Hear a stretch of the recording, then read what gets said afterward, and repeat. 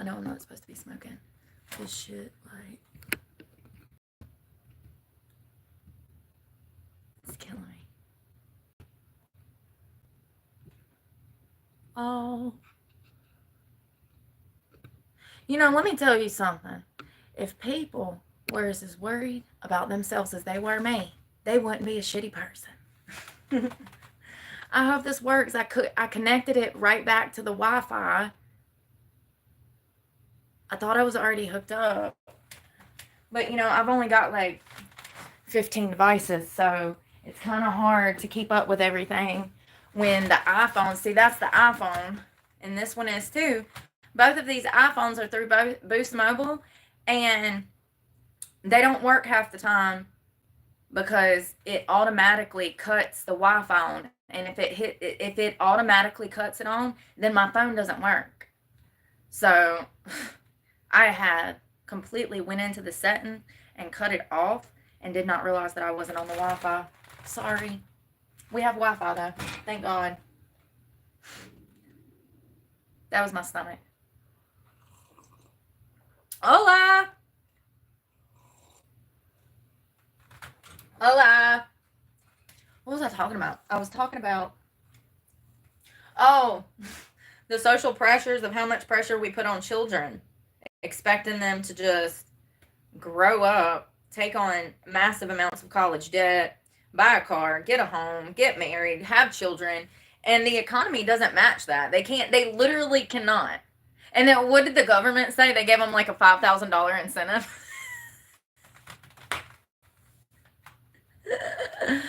That's hilarious. So I used to pay $350 a week out of pocket for childcare. At that rate, and I'm sure it's double now. Let's see what it is. What is the going? Does anybody in here have kids that they have to pay out of pocket for childcare? How much are you paying for your childcare? Please drop it in the mints. Hey, Holly. That is coffee. You want to sip? You want some? I wish I had some Kahlua to go in it because I'm not in the mood today. You ever just wake up and want to drink? That was as soon as I woke up, I was like, I don't want to work today. I don't want to do anything today. I just don't even want to be on this earth today. You know, if there would have been a liquor store, my legs might have went like this and like that, and I might have been at the liquor store. It was one of those days here in Bama.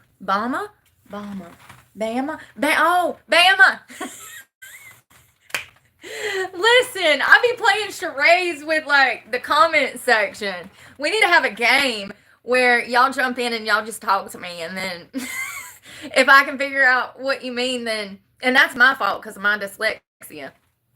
$250 a week, and that's cheap. Yeah. Alabama, I got you now. I got you now. Let's see, what's the average cost of childcare in the U.S.? And it's going to vary per state, probably. But that was back in 2014. I was paying $350 a week. Jesus Christ. Whew.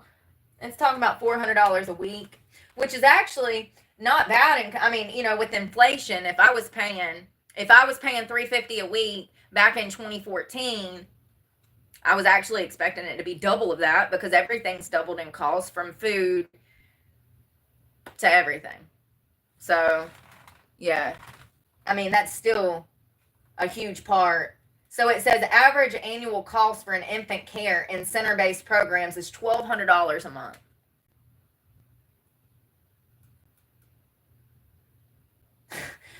The cost of childcare for 2 kids in a center exceeds the typical annual mortgage payment in 41 states.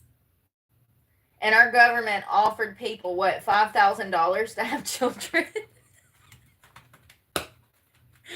So we'll cover 3 months of diapers. Well, not even. We'll cover 3 months of childcare and wipes. That's their incentive for. That's their incentive, to encourage people to have children. It's crazy. Crazy, crazy.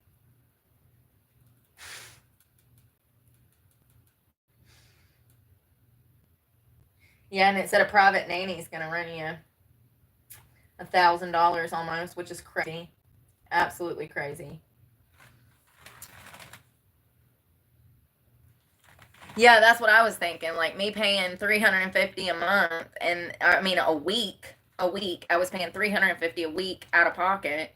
Um, yeah, I was thinking that inflation, but I also paid for private childcare. My daughter never went to a daycare, so I understand the risk, and I also understand that not everybody has people that they can pay for private childcare. But I would highly recommend private childcare over these types of centers. Not only are they dangerous, but there's been daycare workers on a regular basis that are arrested for child abuse. It's known that a lot of these daycare workers are dangerous. They're child abusers. It's so unfortunate. Just like school teachers, you know.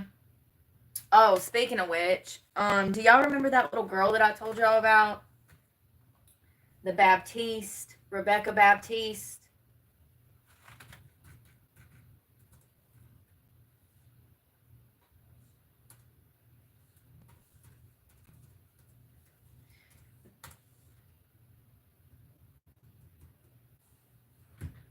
I'm not getting service at all today. Yeah, and child care workers don't get paid anything. Yeah, they typically, in a state like mine, they make $7 an hour. After taxes, they make 5.50, $6. So yeah, and that's part of the reason that we see so many of them arrested for child abuse. It's a lack of intelligence. It sure is. Yeah.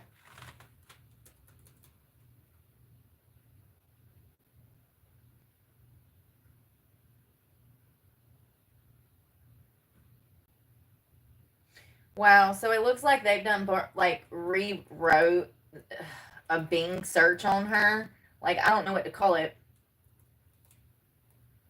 When you search her name, this is what comes up. So it says Rebecca Baptiste's death. The tragic death of 10-year-old Rebecca Baptiste has been a significant event in the community, highlighting the systematic failures in child welfare and the need for accountability. Let me just be clear. The teachers at Rebecca's school, Rebecca was 10 years old, bright, bubbly, beautiful little girl, whole life ahead of her, two horrible parents. The teachers at Rebecca's school had notified CPS workers over 12 times that Rebecca was being abused.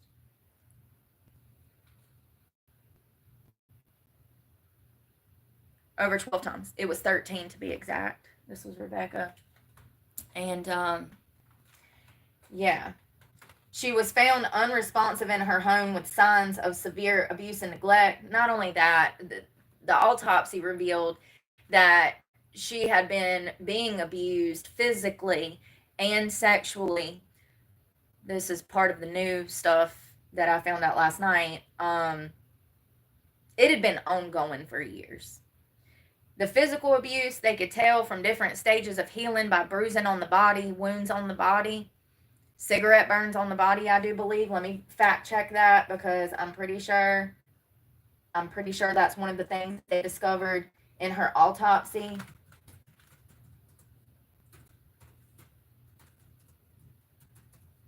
Let's see if there's a copy.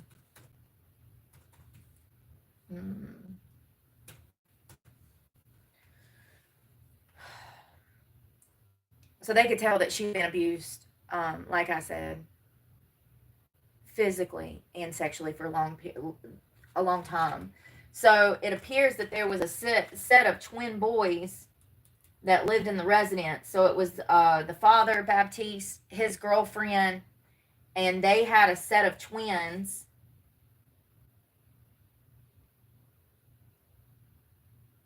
Anicia Woods is her name. They had a set of twins a few years back. And it doesn't appear that the twins got abused like Rebecca. It appears that Rebecca got the most of it in some of the worst ways imaginable. Sorry, I'm trying to get my Wi-Fi to work. My phone's seasoned today. Yeah, the workers from CPS, they're trying to deny any kind of responsibility. They're saying, "Oh, there was no signs." Um, you guys saw their mugshots, right? They are walking red flags. Walking red flags. I cannot get this to come up.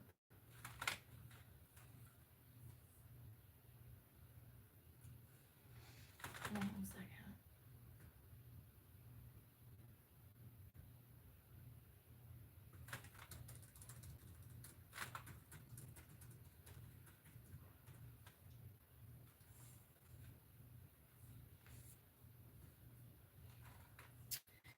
Yeah, they were both walking red flags. So for CPS to say, "Oh, there was no signs, we couldn't tell," blah blah blah blah blah, they're not very smart. Then they need to quit their job because they're not good at it. Do you get what I'm saying? Like they're not deserving of the position if they can't read people. Part of their job would be profiling. Who are they profiling? Families. Families. That's their job. Just like it's the cop's job to profile people and follow them around and see what they're up to. CPS, that is their job. Their job is to profile families.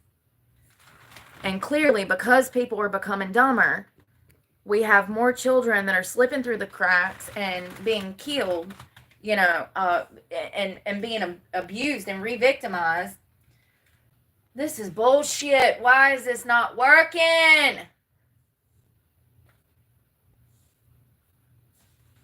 I just cannot win in life, can I? The Wi-Fi is not working, okay?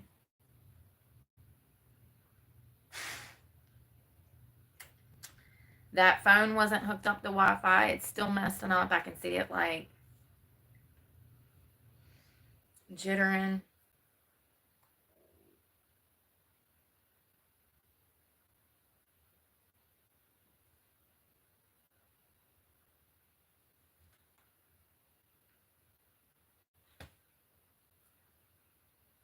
What is the point of paying for a service if it's just not even going to work anymore?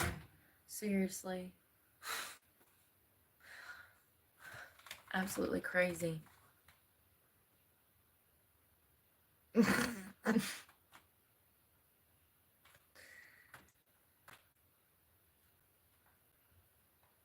Nothing's working. None of my phones. Like, I don't get it. I don't get it.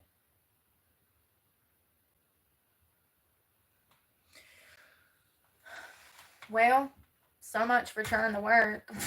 None of my stuff works. Let's see if this computer works. Here it is. This is ridiculous. This is the world now, Brooke. Get used to it.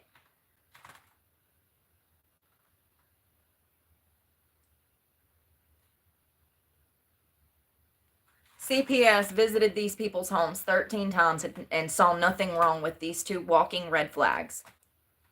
Both of them look mentally disturbed, so unwell, and I call bullshit. I call bullshit. I think we need charges on the books to lock up CPS workers who failed to do their obligated job. I sure do. I think that we need to hold these mandated reporters responsible for these children's deaths. We need laws on the books. Anybody got any ideas? Laws on the books. There is zero excuse for this child's death. Zero. The teachers at the school are actually, they're the ones that are in the street trying to get justice for Rebecca right now. Her teachers, yeah, they're like protesting. They're not happy about this child's death because 13 times they contacted CPS, and 13 times CPS had an obligation to keep Rebecca safe, and they failed to do so.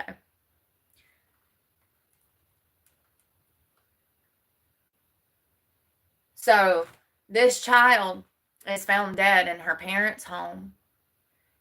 And it is now up to these teachers who taught Rebecca to fight for her. That's who's out here fighting. They're pissed. They're literally in the streets ready to burn some shit down. And good for them. Good for them. We need more people like those teachers. It's unacceptable. So let's see. Reports made to the Department of Child Safety before 10-year-old Rebecca's death have emerged, leading to the murder charges against her father and his girlfriend. This case is a note to men to be very careful when dating women and bringing them around your children. To my knowledge, there is no history of abuse prior to Mr. Baptiste starting to date Alicia Woods. It's only when he starts dating Alicia Woods does little Rebecca start getting abused.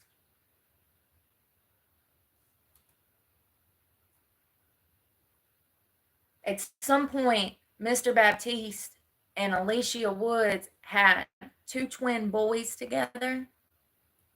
It does not appear that those children were abused. So this was personal. We see a lot of cases like this with women who get with men who are jealous of the child and they physically abuse the child. And they also will coerce their boyfriend into abusing his own child to prove his love to the new girlfriend. It's psychological torture. It's so heartbreaking that these types of behaviors are not talked about more, because this stuff could be prevented. This is just as much his fault as it is his girlfriend's fault. Look at these people. Look at these people. Let's be for real right now. I mean, they literally look like they could be the poster children for mental health problems. You know, like if they was opening up a new state mental ward, they'd just have their picture up there. Grand opening of the state mental ward here in Greensboro.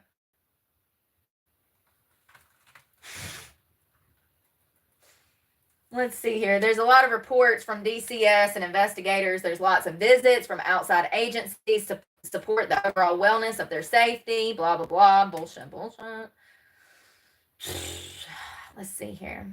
So it looks like Rebecca went to a prep college, a college prep. It's called the Empower School. It looks like the founder of this school says that this is extraordinarily unjust, that while Rebecca was alive, her voice did not result in the protection that she needed. And so we're waiting to amplify that voice and make sure that there is justice. This is her school that is fighting for her.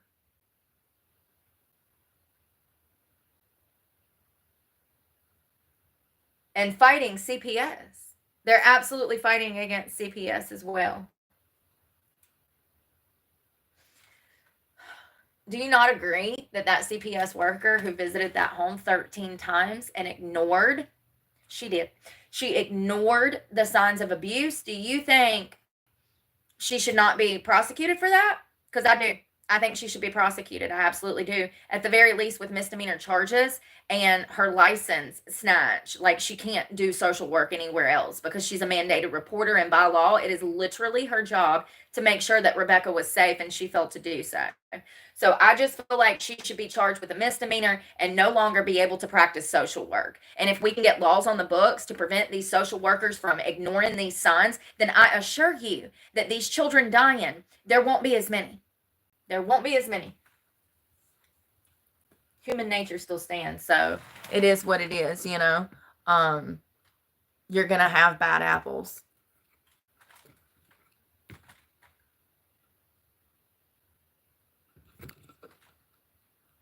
Hey, Miss GT. Happy Saturday.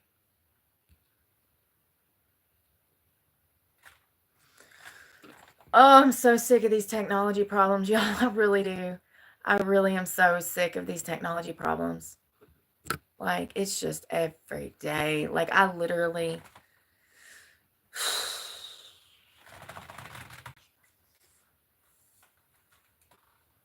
Yeah, they need to be charged. Social workers should be charged anytime there's the death of a child that they were the lead caseworker on, especially when they ignored the signs 13 times.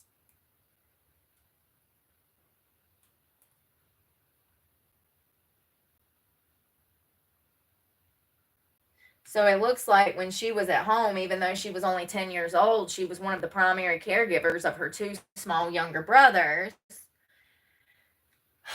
The owner of the prep school said that this is a remarkable young lady. Amidst all of her suffering, she cared for her little brothers, and she was probably the most caring mother figure in the home. The school feels that Rebecca's voice was not heard when she was alive, so they have made it their mission to amplify it. They planted a tree in her honor to remember her life.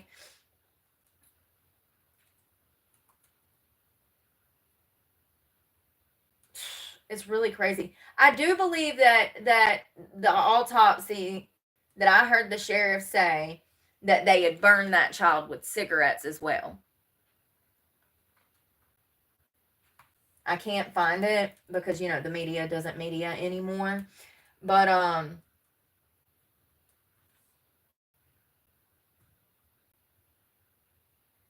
I listened to the 911 call, and I think the most heartbreaking thing is to hear Alicia Woods on the phone, and she has no empathy or understanding. Like, she does not understand the gravity of the magnitude of the... Yeah, she doesn't understand the gravity of the situation. She's stone cold. She's like, I'm giving her CPR. She's like talking about this child like she didn't just raise this child for 3 or 4 years. She's talking about Rebecca like it's somebody she just walked up on and accidentally found dead on the ground. It's crazy. It's absolutely crazy. I do wonder if drugs and alcohol were involved, because they look it. Both of them look like they may have had some substance abuse problems, but that could just be mental health. Both of them clearly have mental health problems, so that's not up for debate. Some people wear their ugly on the outside. It's a gift from God. It's like wild colors in the wild honey. He's saying, stay away.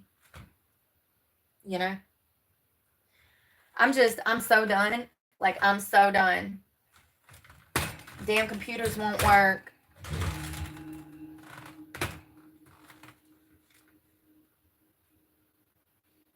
Do you have Wi-Fi? They're like, yeah. You sure about that? I can't tell. Damn iPhone season out. iPhone season out.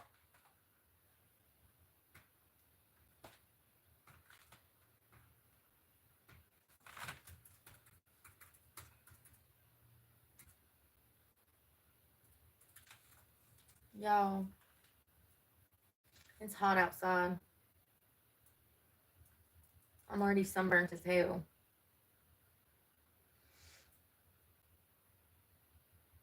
Why is this one working but the Dell ain't? Make it make sense. How is this damn $150 computer working and the Dell ain't? I'm so sick of new stuff. All of my... First of all, how long have I had this? 5, 6 years? I don't even know. 5, 6 years. All of my old devices work. Let me tell you why. I've already figured it out. Because they were all made on those old towers. All of these new devices, we don't have the infrastructure for that. That 5G, we don't have the infrastructure for that. Riddle me this, Batman, because you're watching it. How is this crappy $150 computer that I bought 5, 6 years ago working, but this brand new Dell that I bought this year won't work on the Wi-Fi? I have the same problem with the phones. My new iPhone that you're on have problems on the Wi-Fi, but my old iPhone, it usually works on the Wi-Fi. Not to mention all the other phones that I had the other day. The other 2 phones that I had right here, y'all saw how these phones worked on the Wi-Fi. They immediately go to whatever you're looking for. If you go to Google, it doesn't even take any time to pull it up. It literally just shoots straight to it. But the new phones, they don't work like that. They take 30 seconds to pull something up, maybe even longer. You might actually have to set the phone down, walk away, go get you a glass of water, and come back and be like, damn, it's still loading. 5G phones. You know, I got so many phones in storage. We could try this and really see. I also have 2 other computers in storage. One's from 2013 and the other one's from 2017. We could literally hook all of these devices up on Wi-Fi, and I could show you what I'm talking about. It's crazy. We don't have the infrastructure. They're not prepared. They lied to us for money. I'm telling you. And when the shit falls out of the sky, I just hope one of the satellites don't hit me. I don't think the satellites are going to fall out of the sky, but I do think that the grid will get, like the cell phone grid will go down eventually. I do. And they, you know, what's crazy is that the Trump administration's already been on the news warning about this. Sure have. They said, beware. We're expecting mass power outages across the United States. We don't know when these power, what do they call it? What do they call it? Oh God, it's called something specific. I can't remember. It's essentially where the grid goes down and we ain't got no power, and it's crazy. Hey Felicia. Is that how you say that?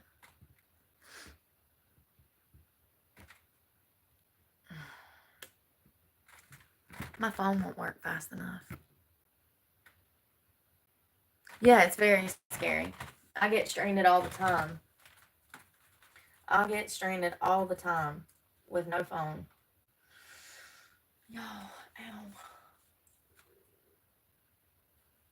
I want to talk about August Ames. This was that girl that I was trying to tell y'all about the other day, the porn star.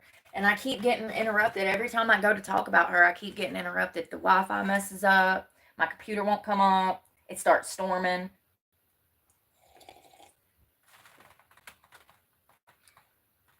Blackouts, mass blackouts. Thank you, Linda. Good morning. Wilson. Sorry. I'm such a dork. I love my Wilson soccer ball. I really do. That was one of my best friends for like 3.5 years. Hey, Christy. Good morning. Blackouts. Thank you, Miss GT. I see that now. Yeah, mass blackouts. Look, I talk all this stuff, and now this one ain't working. I can't win. Do you see my life? It was just working. I be thinking somebody's messing with me. Here it comes. Here it comes. At least this one's at least it pulled it up. The Dell ain't trying to pull up nothing. I be thinking like, how do I in my sight, I see 1, 2, 3, 4, 5, 6, 7, 8, 9 devices and Wi-Fi, and nothing works. Do you know how frustrating that is?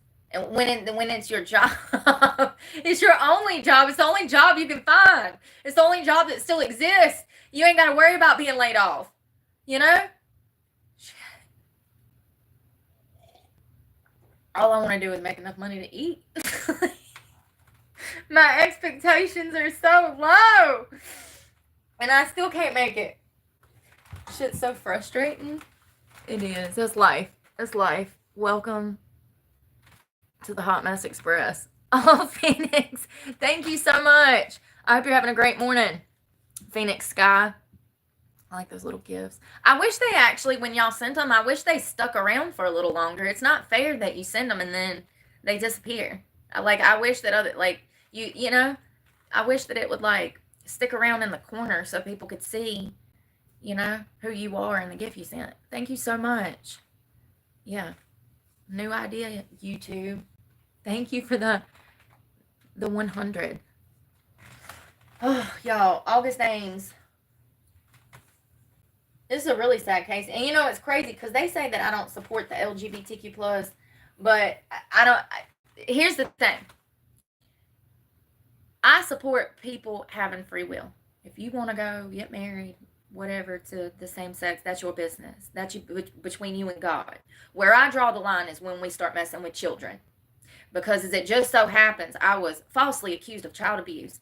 And so now it's my life's mission to talk about children and early childhood development and what we should really focus on, um, is which way we allow the LGBTQ plus to use children. They used children as a game. They were using children as a pawn. Sorry, there's so many branches of that in my mind that it's hard to explain what I'm trying to say, that because the medical industry had their hand in it for their own reasons, money, and then the LGBTQ plus did it for, I guess, popularity, notoriety, to bring people into the community. There's so many branches in my mind, and I know that people say that I don't support the LGBTQ plus, but that's not technically true. I think old school gay people understand me. It's like you know who Blair White is? They say that she doesn't support the LGBTQ plus, but she's a trans woman. She is the LGBTQ plus. It's crazy. It's just crazy. I do support people being happy and having free will. However, I draw the line at you using children as a pawn in a game to make money or to brainwash for propaganda and later votes or whatever. They're trying to overturn gay marriage. They are, and I don't agree with that. It's been set in stone for how long? Leave it alone. Why are you out here causing problems? We have real problems we need to be focused on. And this is just smoke and mirrors, just like the left did to us during the Biden administration. We had all of these problems like the open border, misuse of money, government money, taxpayer money. And they were always working on something that was unimportant. And so now we're seeing that on the right. We have bigger fish to fry. People are literally starving out here and they can't pay their bills. Like they're one paycheck away from being homeless like me. And this administration is worried about overturning gay marriage. I think that it is the stupidest thing I've ever heard.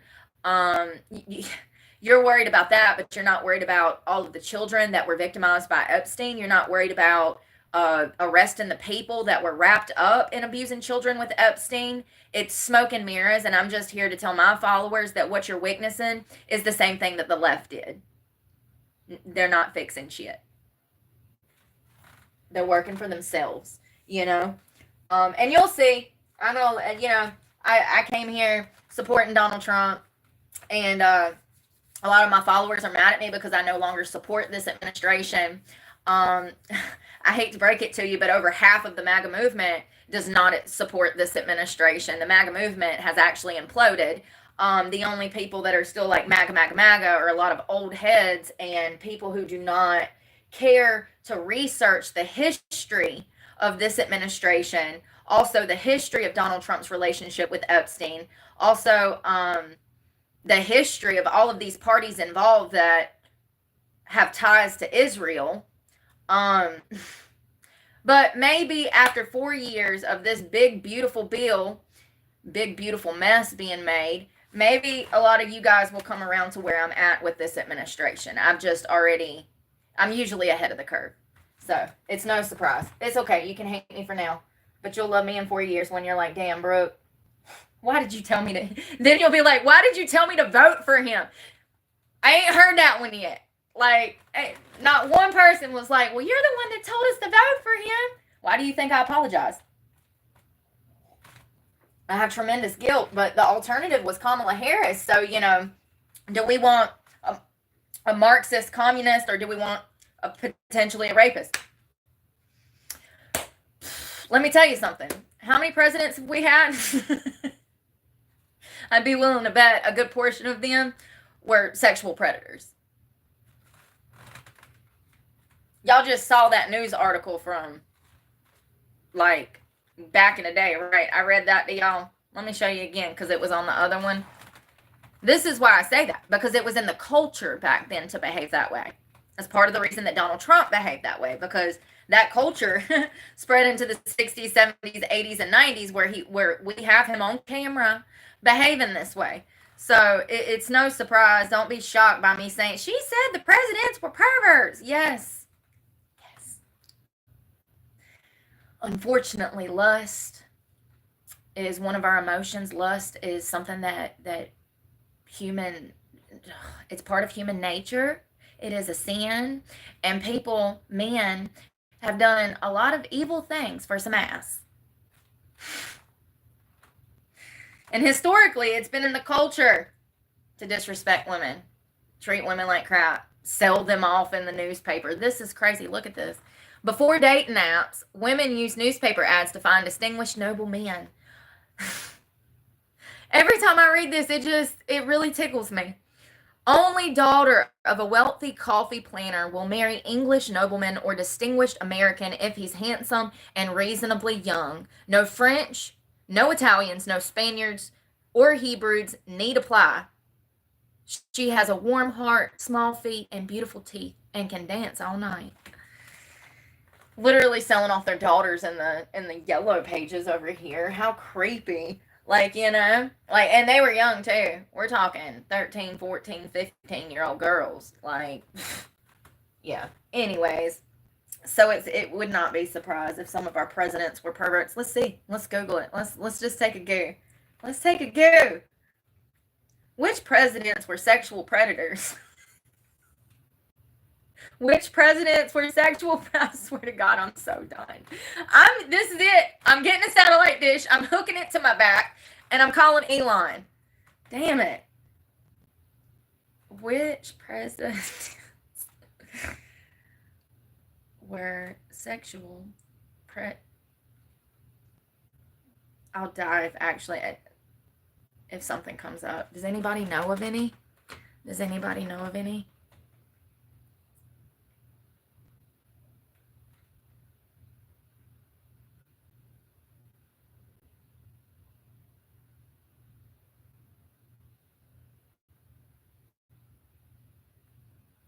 Here we go. There actually is several articles. That's kind of weird. Come on, man. Just a girl looking for sales service. If you're ever wondering what I'm doing, I'm either running from a pervert for my life, or I'm looking for cell service at the top of a cell tower. I done climbed it. I was watching a thing on Monica. She's part of the Mossad, allegedly. Just like Ghislaine Maxwell's father. There's so many freaking ties. I've got to stay out of the political world. This is why I'm saying this, because we got a switch coming. If you haven't already noticed, it took place last week. So, I'm gearing in a whole different direction, and I'm so done with politics because I've learned my lesson. I'm extremely bothered by what I'm witnessing. And it's the same bullshit that I witnessed with the last administration. Neither one is better than the other. They're the same. Just like every sin is equal. They're out here doing the same shit. And only someone who has not done their proper fucking research on the Mossad would not realize this. I hope I'm saying that right. I don't know them big girl words. There's so many links there. I literally watched this Monica Lewinsky documentary. Was that Wednesday that I didn't film that much? It was Wednesday. And yeah, apparently, allegedly, she was a plant, an incel for Israel. The documentary went over her and Bill's relationship, but I'm just so done. When you start tying all of these people together, you really start to see how all of this shit is planned out years in advance. It doesn't matter who we vote for, no matter which way we go, they'll have someone that's a plant not working for us. I'm so mad about this. This damn article will not come up. Hello? Hey, girl mom. Yeah, it's really crazy. It's really crazy. I really, I have a huge interest in politics because I have actual insight into how problems can be fixed, social problems. drug rehabs, the medical industry when it comes to the way that we care and treat drug addiction, um, mental health services, psychology. Like, I've been through it. The foster care system, I grew up in it, okay? Like, there's so many of these problems, like the broken foster care system, that I have insight into and how to fix it.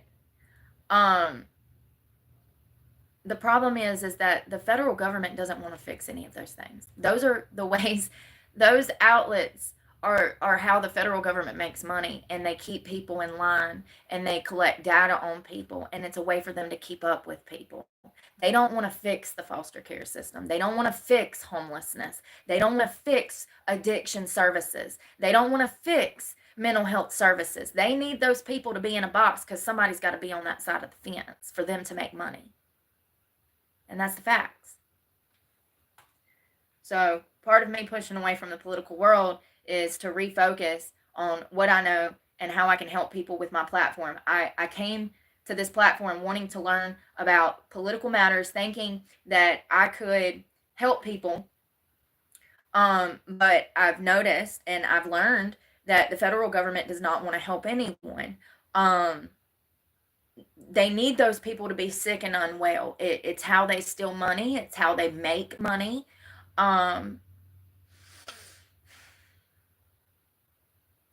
I do not know a lot about politics, and I've been clear from the start, but I also had a huge interest, and still do, and wanted to learn with you guys. But that's kind of impossible to do when what I learn, the facts to be modern society, most people are not aware of. And so I don't want to I don't care to continue to learn about it.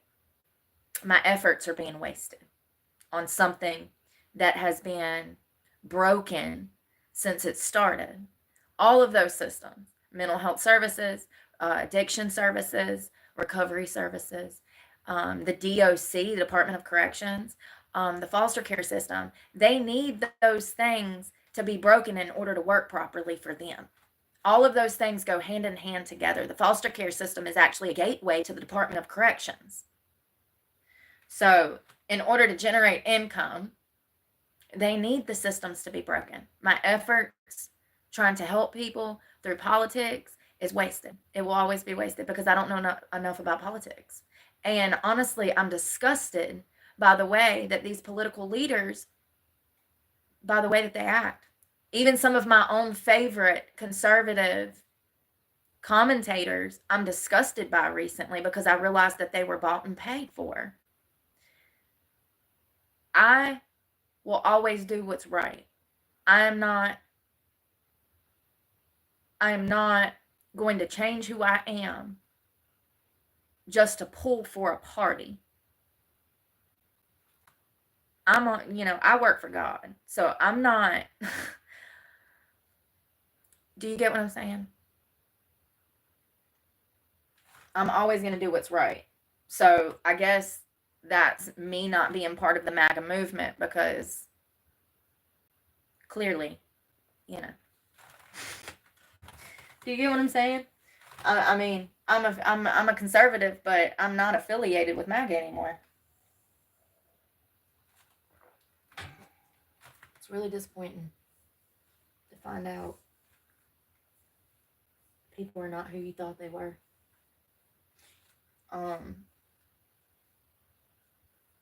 Yeah. You start looking into who everybody was trained by or trained under or worked with, like Peter, what's his name? Thiel? I'm not going to get started. All I'm going to say is on the right and on the left, these things are planned in advance, years out. People are picked for a specific position and purpose, and they will act accordingly or they will be missing. It's as simple as that. Do you want to be vice president? Do you want to be president? Like, they're bought and paid for. And the same thing goes for commentators. And I'm never going to be that commentator that says, oh, I support this just because. No, I'm going to go do research and find out what I need to know before And I wish I would have believed the victims to start with, because almost 30 victims. Are you kidding me? Don't get me started. Don't get me started.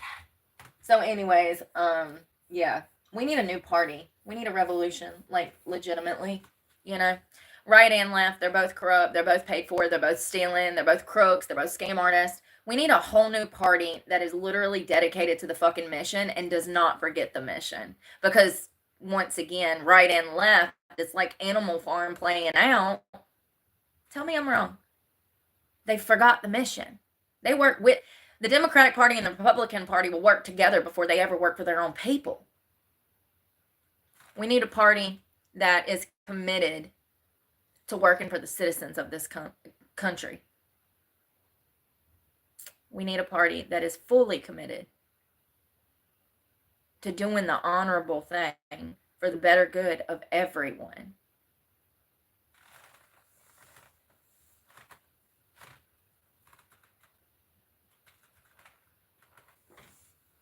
I want to talk about this Mercedes. I think it's Grabowski. Grabowski. She was actually a porn star, y'all. It's really sad. She passed away.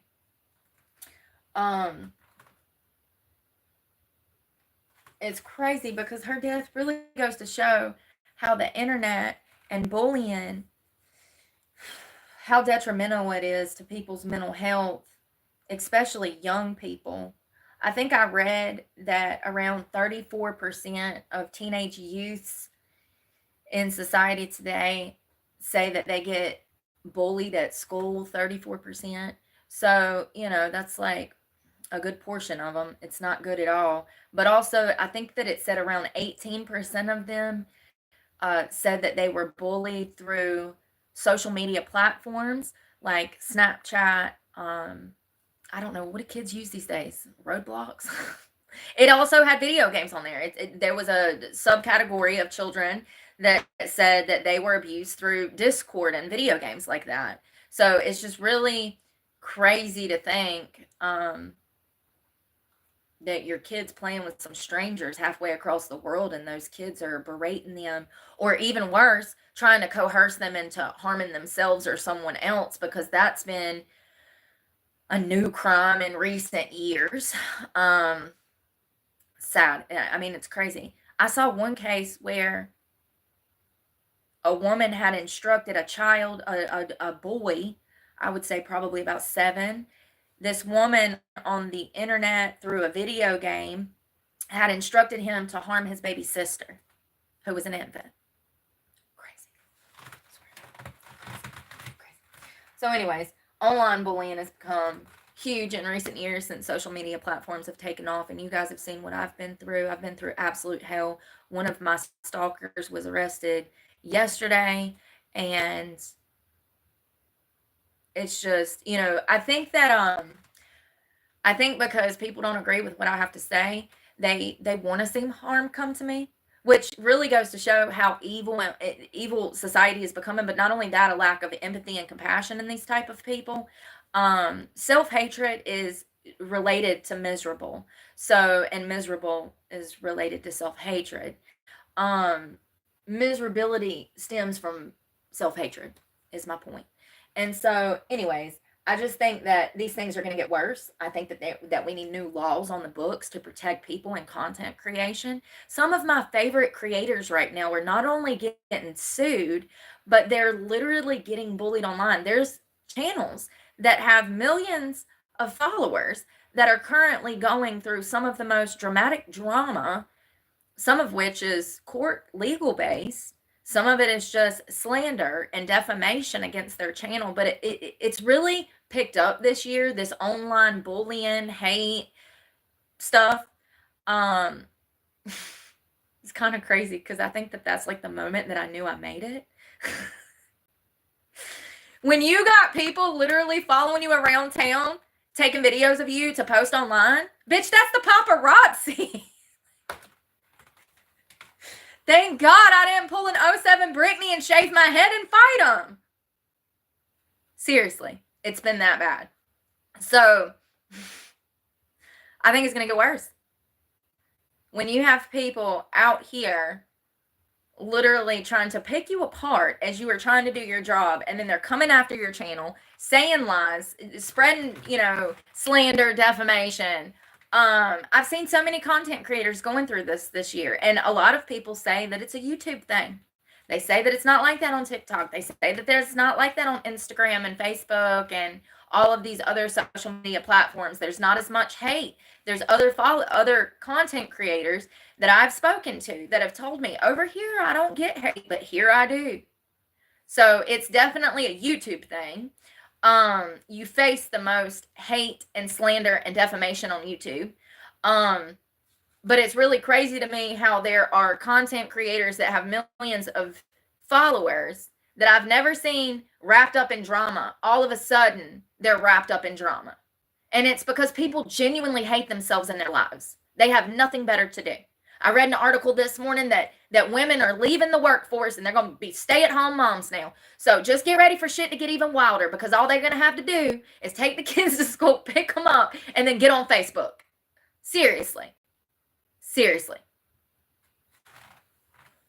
Never have I ever even been part of a Facebook chat group.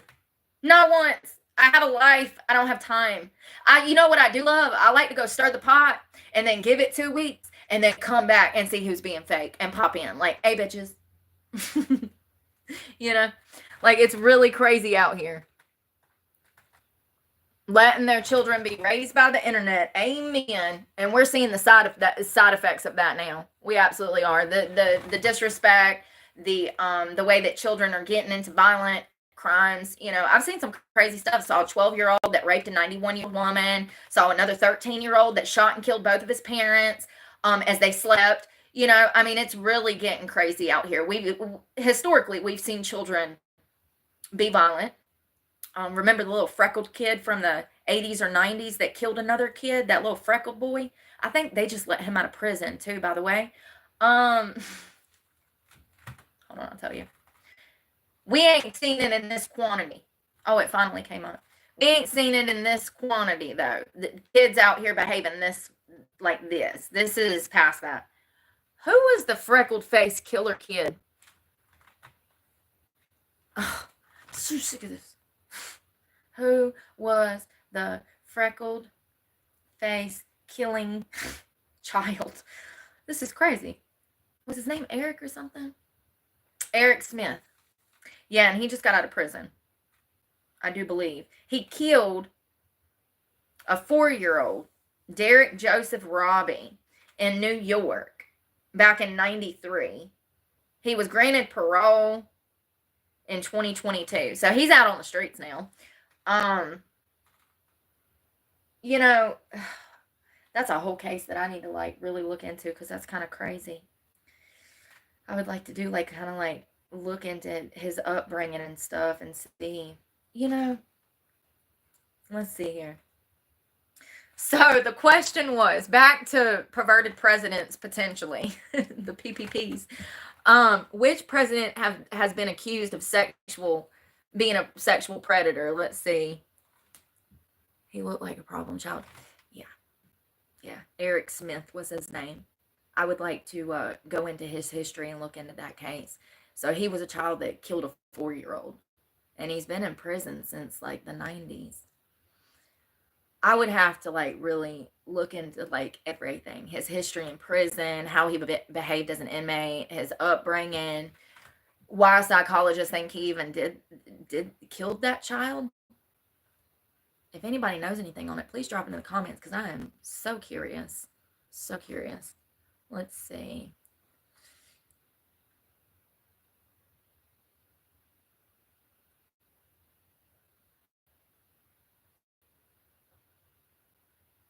Oh, so it looks like most of the presidents have been...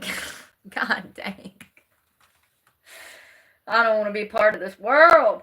It looks like most of them have been accused of some form of sexual assault or molestation. Okay.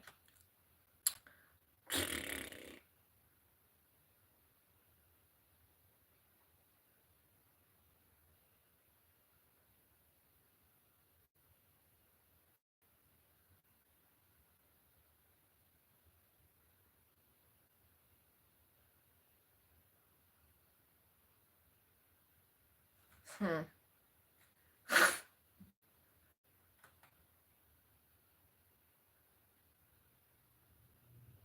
Grover Cleveland also faced allegations of rape and questionable marriage to a younger woman. Ah.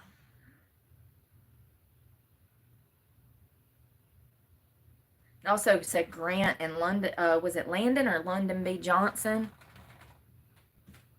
Prisons. Listen, I be having those days where I say the same thing, Anime King. Listen, part of the reason I'm like trying not to be out in them streets today is because I have a mental health disorder. It's called premenstrual dysphoric disorder. And I start to rage, man. I start to rage and I'm already homeless. Like, so days like today where I just don't want a life, you come at me the wrong way.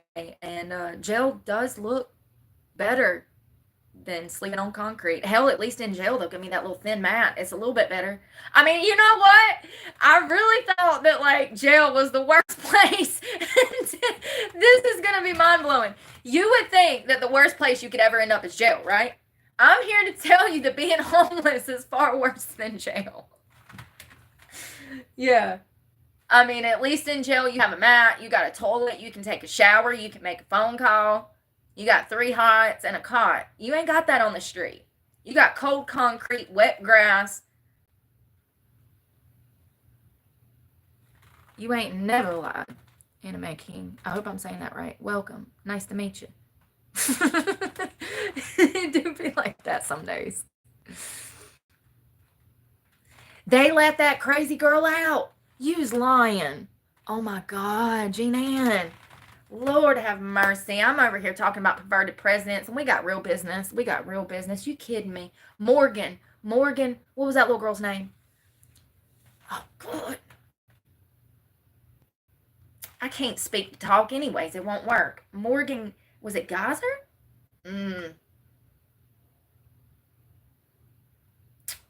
Slender man stabbing.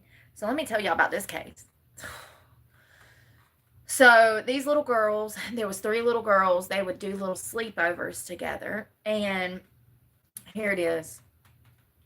On May 31st of 2014 in Wisconsin, is that Waukesha? Waukesha,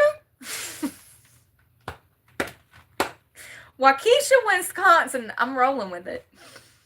So Ananice E. and Morgan Geyser. So is Morgan Geyser the one they let out? I'm gonna figure it out. Hold on, I'm supposed to be Morgan. Yeah, I don't know. I like that. You know what's crazy?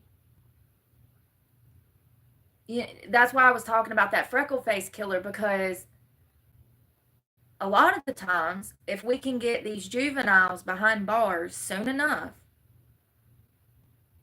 they actually don't reoffend again if the conditions are proper. I don't. The younger the offender, and the more resources they have outside of family, like family support, the less chance of reoffending. It's when they go in and they flip-flop out. Y'all, one of these days I'm going to learn how to talk and explain what I'm trying to say. It's like drug users. The older they are when they start using, the higher the chance of recovery. The younger of the start of use of drugs, the less likely chance of recovery. There's a psychology behind children offenders and reform that I can't put into words because I'm too stupid. Jesus, can you make me smarter, because I can't try no harder. And I got that like premenstrual fog going on too, where you can't think, you're just like CRS. So let me start at the beginning of this case. So the 2 perpetrators in this case are actually teenage girls who was best friends with this child. Let me find her name. Their parents had dropped them off, or they had went on this walk, and pretty much 2 of the girls turned on one of the girls and they said, let's go on 3. I'll never forget it. These 2 girls had made a pact to take their best friend out in the woods and stab her to death. And they did that. And by the grace of God, some cyclist who was on a cycle trail saw this poor child literally army crawling. I'm trying to get this up. She was army crawling out of the woods. I'm getting chill bumps, y'all. First of all, I saw the victim's entire family talk about this case. This case, it affected the family, and it still affects the family. You can tell that the mother and father are absolutely terrified of letting this child out of their sight now. I mean, who would think that your daughter's best friends, their teenage best friends, would take them in the woods and do something like this? I mean, it's unfathomable.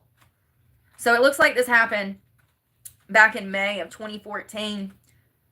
Anissa and Morgan lured their friend Peyton into the wooded area of a local park and stabbed her 19 times to appease the fictional supernatural character Slender Man and to prove that he was real.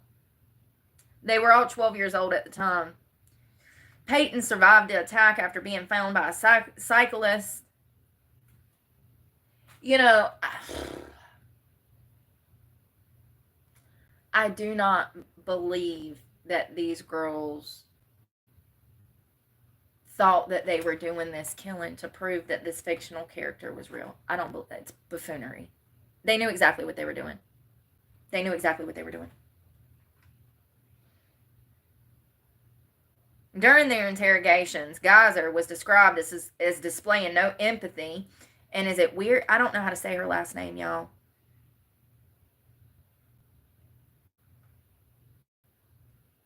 Geyser had no empathy, and the other one said that she displayed her guilt for stabbing her friend, although both stated that the attack was necessary. I've watched these interviews. That Morgan Geyser is so cold. What really stands out to me is how articulate these two perpetrators were. So they are extremely articulate. You can tell that both of them are manipulative in the surveillance footage, interrogation footage. Morgan Geyser specifically is very cunning. She is very, very, very cunning. Complete lack of remorse, empathy.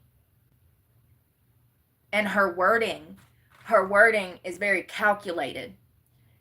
I do not believe for a moment that someone of her intelligence at 12 did not know that Slender Man was not real. You can watch those interrogation videos on YouTube. I've seen them over and over since this case happened, back when Peyton was stabbed. This case is really disturbing because of these children's age and because of how bizarre and out of nowhere the level of betrayal to be literally stabbed in the back by your best friends. This is the type of behavior that creates PTSD. This is the level of betrayal that creates PTSD. I have no doubt that Peyton probably, if she has any friends at all, she has extremely hard times trying to trust anyone new. She's probably extremely close with her immediate family, and that's it. And she probably lives a pretty isolated life. I know that she has said that she wants to go into medicine after this situation, after they rushed Peyton to the hospital, and she went into surgeries. She had 19 stab wounds. She was, in the hospital for a while. After she left the hospital, she said in an interview that she wants to go into medicine because she wants to help people because of the people that saved her life at the hospital. For a child to go through something like that and then to turn around and say that she wants to use her experience to help others, God protected her that day. So back in 2017, both of these little heathens were found not guilty by mental disease or defect. They were both committed to a mental institution where one of them was sentenced, what is her name? Y'all, I wish I could say these last names. I always just, Ananice. Is that how you say it? Ananice.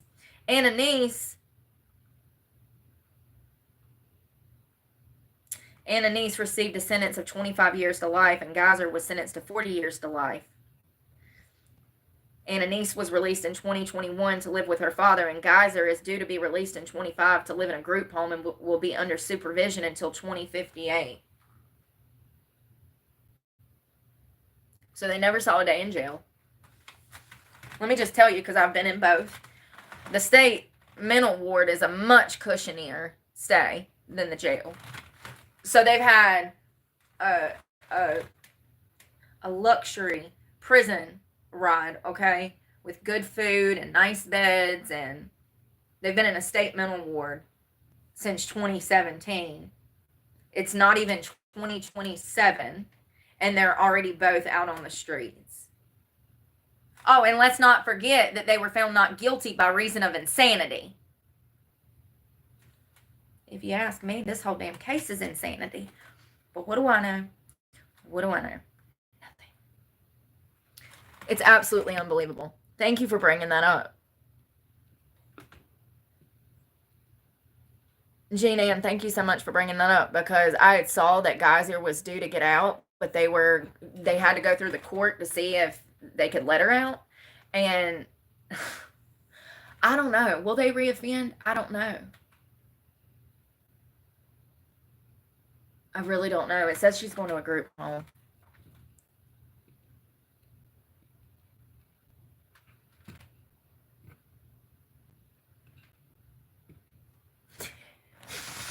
Girl mom 08, they knew she was different and tried to kill her spirit because she wasn't like them. I have to agree there. I think that they were probably jealous of her. If you look at Peyton in comparison to Morgan and Annalise, they were very different children. And they also had different upbringings. I don't remember their family back. Oh God, I'm just so done with technology today. I don't remember. Hold on one second.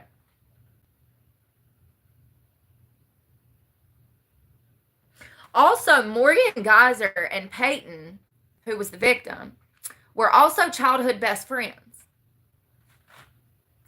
Y'all know how, y'all remember when we was in school and you'd be best friends with somebody for a while, and then a new kid would come, and then your friend would get jealous that you...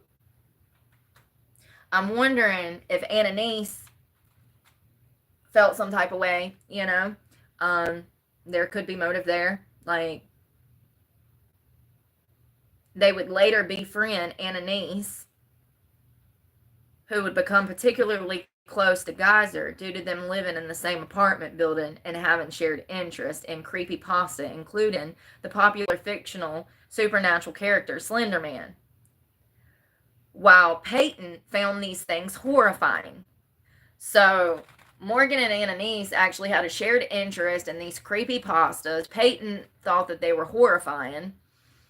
I mean, I'm just reading this, I'm sensing some kind of rivalry or like some jealousy, or like, you know how kids are too. These are 12-year-old girls. So you know that insecurity and self-doubt and gossiping and drama is just like, you know, the highlights of teenage years sometimes. So kids go through a hard time when they go through puberty.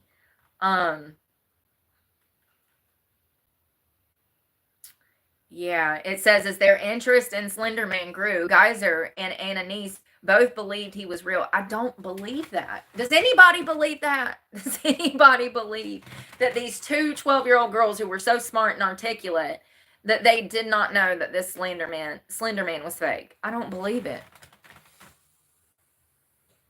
Hey, Kimberly. I hope you're doing well.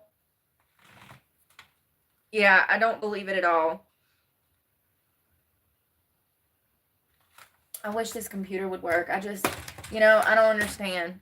I don't understand.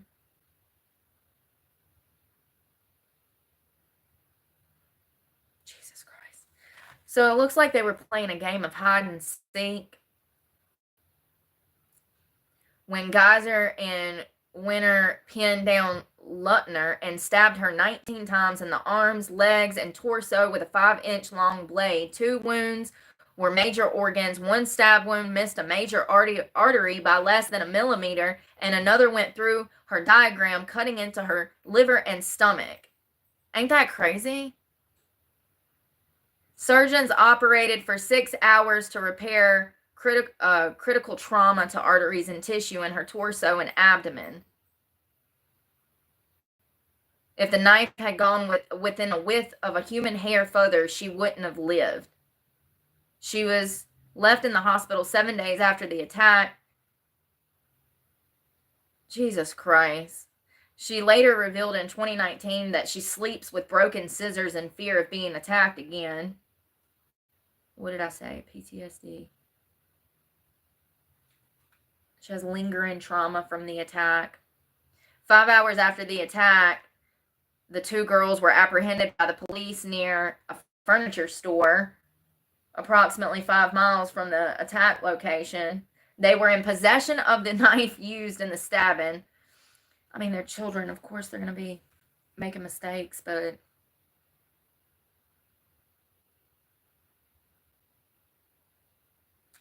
it's crazy.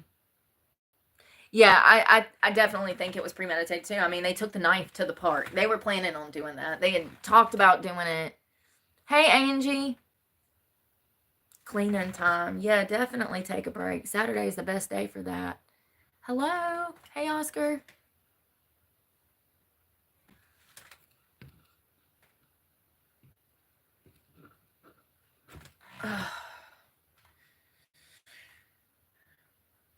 Hmm.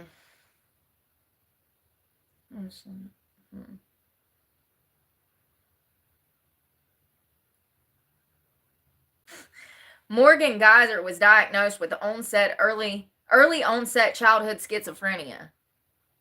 So you let her out of jail 50 years before she's supposed to be let out? I mean, they're literally just letting all these psychos out of jail like it's nothing. Ghislaine Maxwell, they're going to pardon her more than likely. I mean, it's crazy. Monopoly Go. Is that on the, is that like on the Switch? I kind of wish I had an old Game Boy, y'all. You know, the old Game Boy that had the Mario and like Donkey Kong and stuff on it? Pokemon Go. The original Nintendo. I wish I could find one of those. Hello, Michael.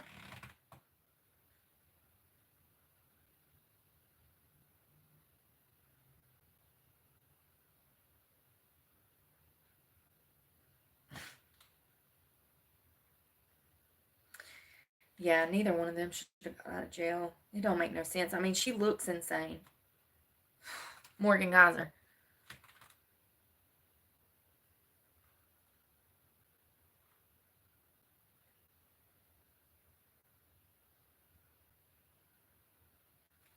My toes are cold. Oh, yeah, the result.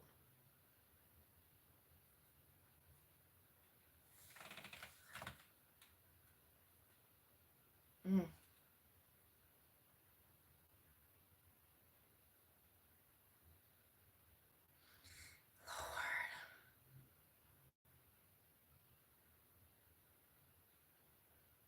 Yeah, I don't know about Eric Smith, y'all. I mean, he does have a major history. The freckled face killer from 1993. He has, it's in his family history that he was not only bullied almost every day, but he was berated and spanked. And apparently, the abuse was so bad that it caused him to have mental health problems. I'm not making an excuse for his actions because he assaulted and killed a child as a child. But I'm here to tell you that this type of behavior stems from being exposed to this type of behavior. Like, most pedophiles were, most predators were sexually abused themselves. It's learned behavior, it's passed down. I do wonder if Eric has ever said that he was abused, because what he done to that 4-year-old victim, he had to have learned somewhere. Eric Smith.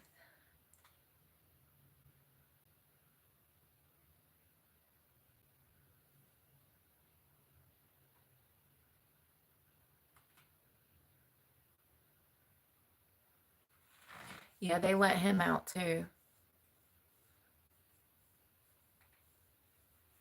Yeah, he absolutely did. But it also said that his dad beat the hell out of him too. He went to the parole board 11 times before they let him out. I just don't agree with some of these people being let out. He's one of them.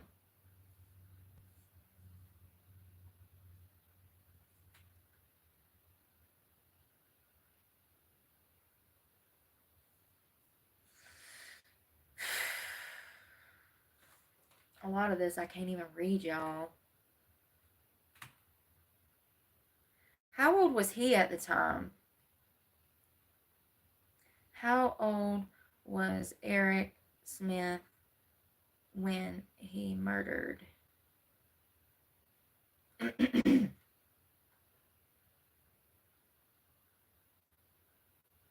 He was 13 years old, so he was, you know, teenager, he was going through, yeah, the change.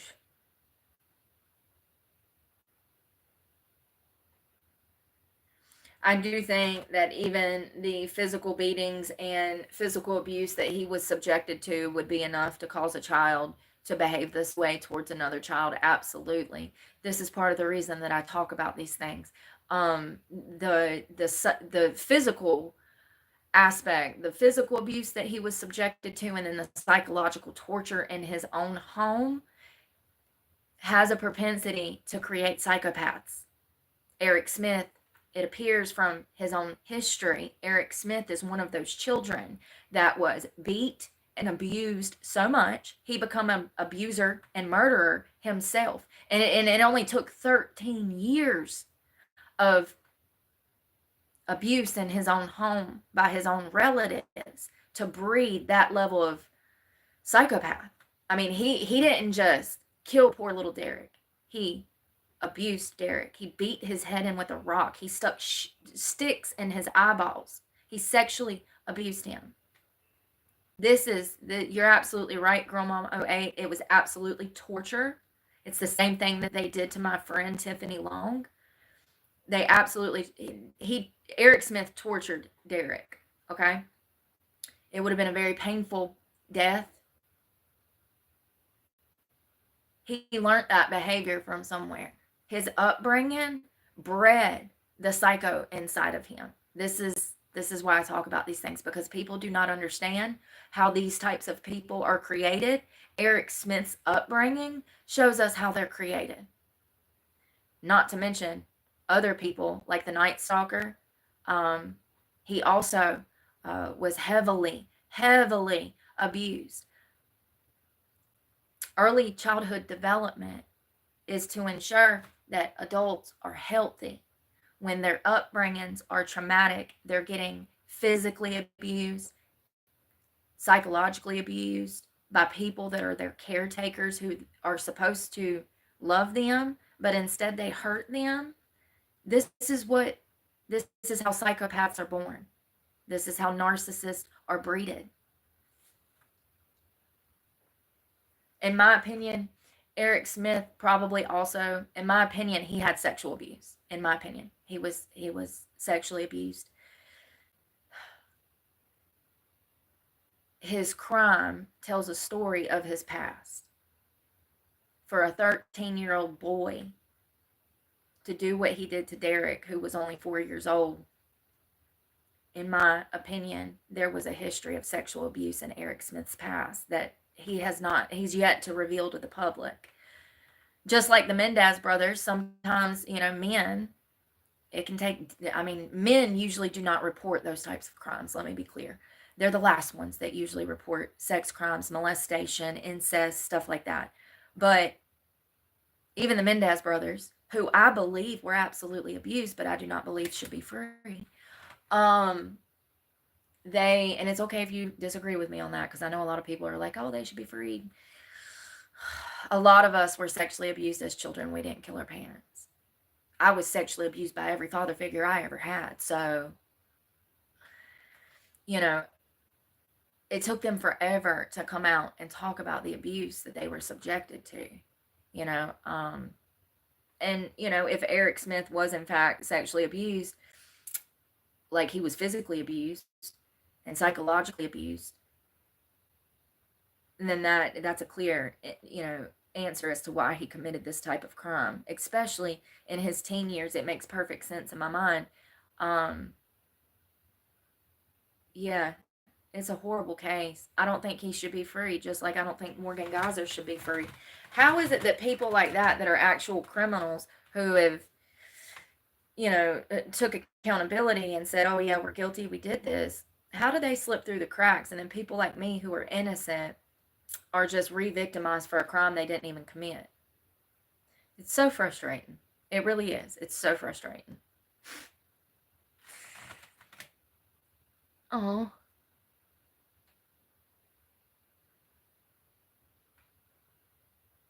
Yeah, I think that he intentionally did this crime. I think he's got some cross wiring going on. I wonder if he'll be in trouble. Him and Morgan. I mean, I don't understand the court system anymore, y'all. I've just come, these things are kind of like the political spectrum, too. They're just like, it's all politics. The court systems are politics. 100%. 100%. Hey, Israel. That's how it is. That's why I talk about these things. I literally have insight into like anything that deals with stuff like this. Like, I've lived it. I've absolutely lived it. And I wonder if that was his stepdad. The reason I wonder if that was his stepdad, because if it was his stepdad, then the chances of sexual abuse from a secondary father go up about 15%. So biological fathers typically molest their biological daughters at about 2%. And secondary fathers, which is a foster father, or a stepfather, or just a boyfriend, it's about 17%, which is sickening. So I wonder if this was Eric's bio father, or if it was his stepdad. I'm trying not to. I'm trying not to drop no bows on nobody and murder nobody. I be trying so hard. So hard. No, I don't. The Darian Brown case. I don't know that one. The only reason I know these two cases because I learned about them like before I started. I used to actually really be into true crime. Like before I started my channel, I was obsessed with true crime for like 30 years. And then when I started my channel, I leaned more into politics because that's my area of interest now. Like, I'm like, oh God, we got to fix this shit. It's like I grew up and it's like, okay, these cold cases are cool and all, but like, I mean, sad and all. You know what I mean? My interest.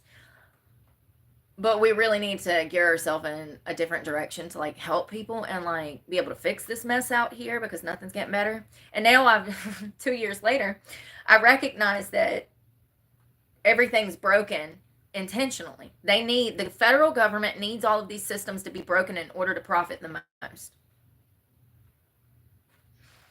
So now I'm just like, I'm done. Fit for society. They ain't done nothing, neither one of them. They've been sitting on their asses in prison for years.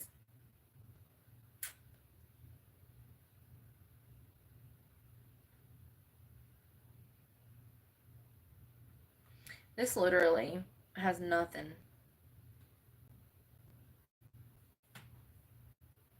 Nothing. And I still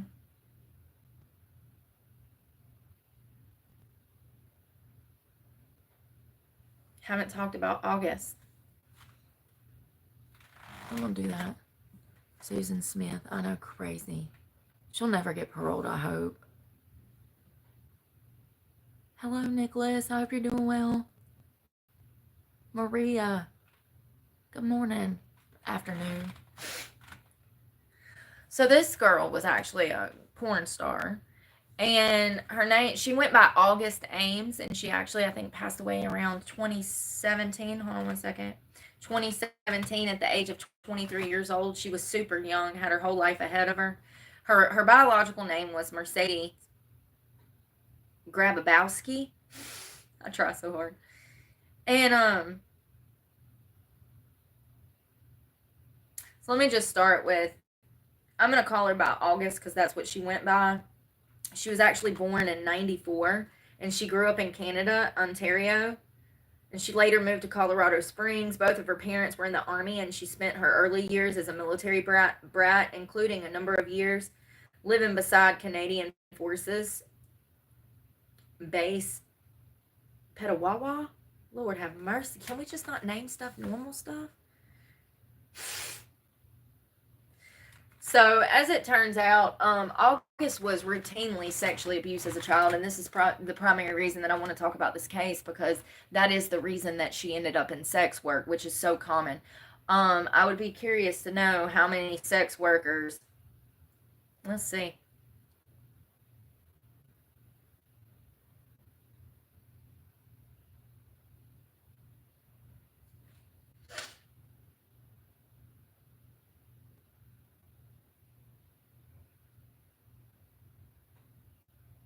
%90.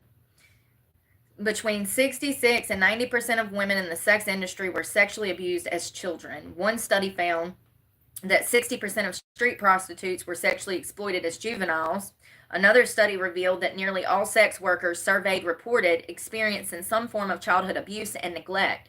73% reported physical abuse, 32.4% sexual abuse, 86.8% emotional abuse, 84.5% physical neglect, and 93% emotional neglect. Childhood sexual abuse can be a strong predictor of future exploitation.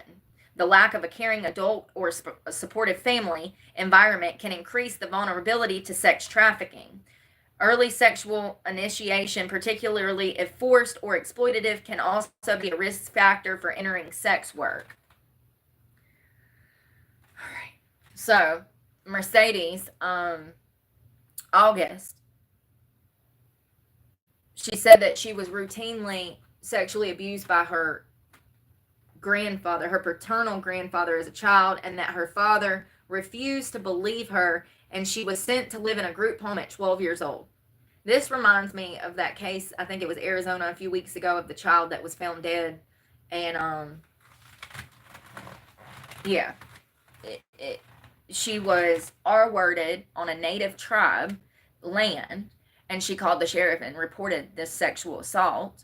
And instead of them arresting the perpetrator that sexually assaulted her, they took her and put her in a group home. They took her away from CPS, took her away from her family, and they placed the child elsewhere as further punishment. Let me just be clear. That was punishment for her reporting her sexual assault. It's crazy. Statistics are absolutely heartbreaking. Absolutely. Let's see here. I just find it interesting that also in August's case, when she was a child and she reported the abuse, the state felt like the best thing to do was to come in and once again remove this child out of her home and to put her in a group home instead of arresting the grandfather that was sexually abusing her. This is a very common thing through Child Protective Services. They often protect the predator and ignore the victim. These are not isolated incidents. This is daily life working for CPS. It's sad. She also spoke of being enticed to strip by an adult male as a young teenager in exchange for drugs. She ended up studying in culinary arts for a year after graduating from high school. Prior to her adult film career, she worked as a nanny and an animal assisted aide and a horseback trainer. This was her. She was only 23 years of age, and yeah, it's really sad. So she appeared in more than 100 films, including non-pornographic films, in 2016, and was nominated for several AVN awards. With a self-disclosed history of sexual abuse and mental illness, she died by suicide in 2017 after social media backlash following a tweet that she posted due to some perceiving the tweet as homophobic. This is crazy. This girl died for nothing.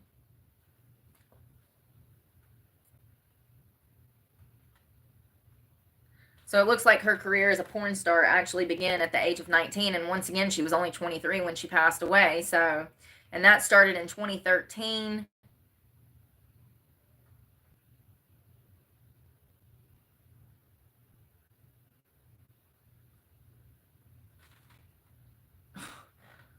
I'm so sick of these problems. Yo, my phone's not working. Sorry. Good afternoon. Sorry. I'm on Wi-Fi.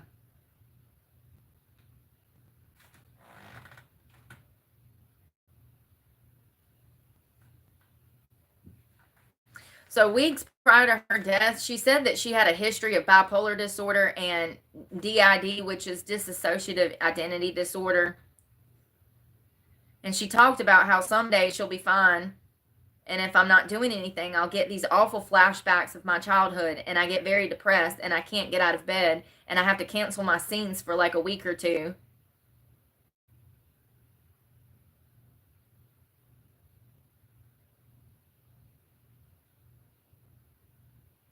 So pretty much what she said, let me tell you hello, good afternoon.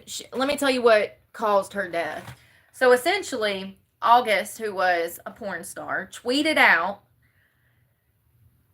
quote, whichever lady performer is replacing me tomorrow for Erotica X News, you're shooting with a guy who has shot gay porn before, just to let you know. It's BS is all I can say. Do agents really not care about who they're representing? Hashtag LA Direct, I do my homework for my body. So essentially what happened was she had been scheduled to perform a pornographic movie with a man who was a known gay man who did gay porn. And this was a problem for her because, well, she has self-respect and she doesn't want AIDS. They do not have a proper way to test these people for AIDS before these photo shoots. This is why it gets passed around like it does. Also, HPV and herpes. Those take specific tests as well. Gonorrhea, syphilis, stuff like that. It's, you know, they're also different tests, but gonorrhea and chlamydia are easily tested for, okay? And that's what they test these adult stars for before they go to these photo shoots. But there's so many problems with this, and if you've been here a while, then you know that I've actually been to LA and that what do you call it? They were trying to contract me for porn. What do you call it? What do you call it when you go and you visit agencies to see which agency is going to give you the best deal? Whatever that is. So back in 2014, I went out to talk to agencies about porn, and one of the first things I noticed was how unsafe, how dumb and unsafe everything was. There's no proper way to test these adult stars. There's no proper way. People like Bonnie Blue, Lily Phillips, they're covered in STDs. Covered. Do you hear me? Have to be. There's no way that there's not, especially when the CDC has warnings out for these specific things like HPV, gonorrhea, herpelitis. Honey, I don't know. Pretty much, she did not want to shoot porn with a man that could have AIDS or HIV. And because there's not a specific, it's not part of the standardized testing that it comes with testing these stars, she doesn't want to shoot a movie with a man, okay, that has shot gay porn. She tweeted this. The tweet drew criticism and abuse from social media users. She, who was bisexual, defended her right to exercise her sexual anonymity, in a subsequent tweet. Pretty much, the whole LGBTQ community come after her. They bullied her, like, literally nonstop. And 2 days later, she was found dead hanging.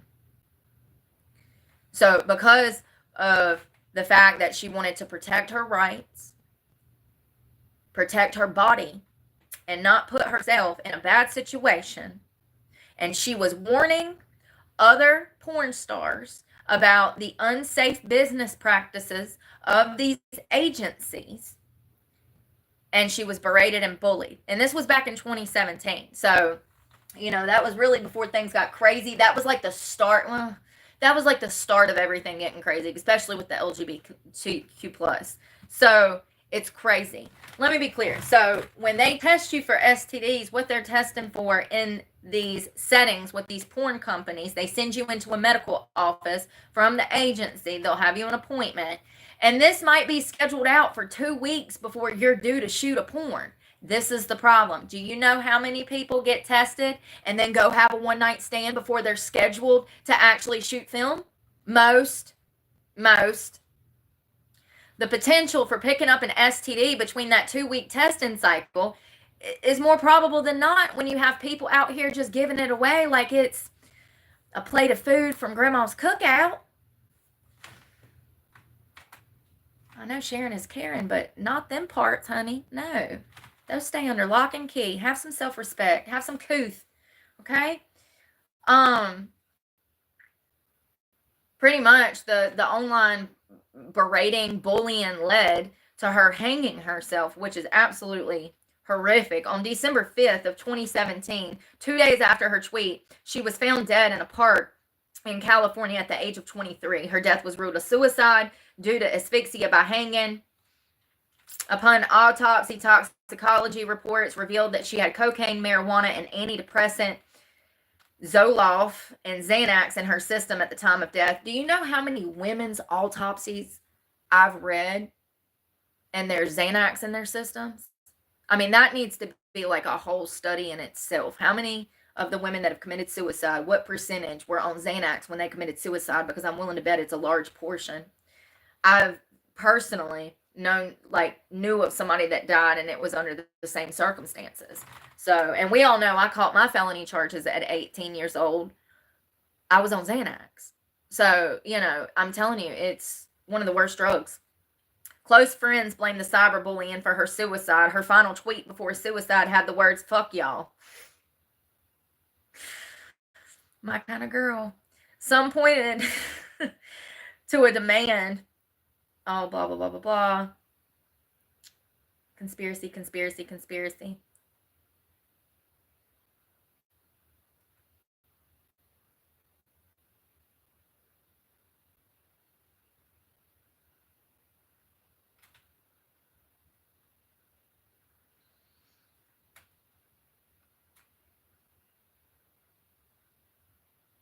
So it looks like after the cyberbullying started, she started having marital problems, social isolation, and then, her mental health problems started to spiral. And then she got into substance abuse, and then she started reliving all of the trauma all over a damn tweet. And, she did nothing wrong. She did the right thing in this situation. These agencies clearly do not test these people like they're supposed to.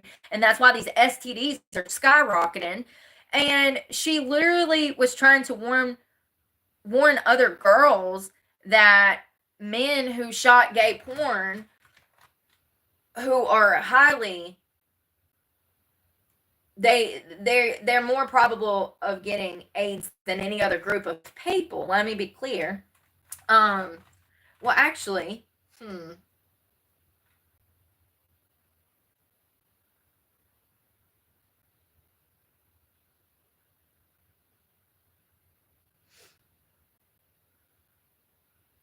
gay men. So I was right.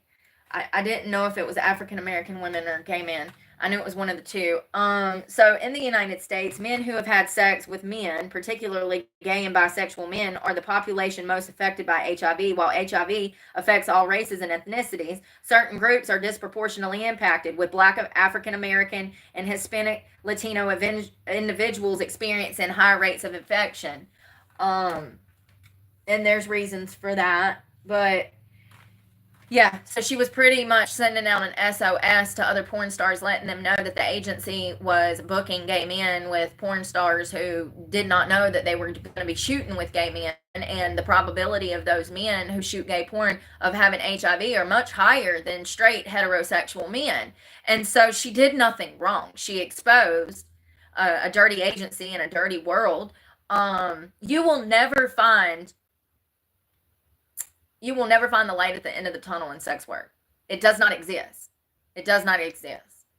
And that's why I hate people like Bonnie Blue and Lily Phillips, because, well, actually, Lily, I have a little more empathy for her, The main reason is because I know for a fact she doesn't want to be living that. She doesn't want to be performing. She doesn't want to be selling her body. She doesn't want to be treated like a cash cow. She doesn't want to be played out and pimped out by her own family. You know how I know? Because she cried. She cried after she screwed all them men. She come out of the room and the first thing she did was cry. So I have a little more empathy for Lily, because Lily will be the one. How old is she? Like 20? Lily will be the one that pops out in 15 years saying the same shit I'm saying. There's hope for Lily. Bonnie, that bitch ain't got no soul. And she's horrible. She's detrimental to society. I mean, does anybody want their young daughter looking up to somebody like that? Then why does she exist? Why do we need someone in that position if it's worthless, if it's pointless? Why don't they cancel people like that?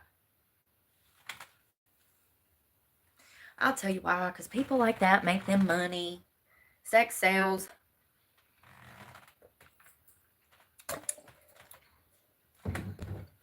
Long. Long. Tiffany Long.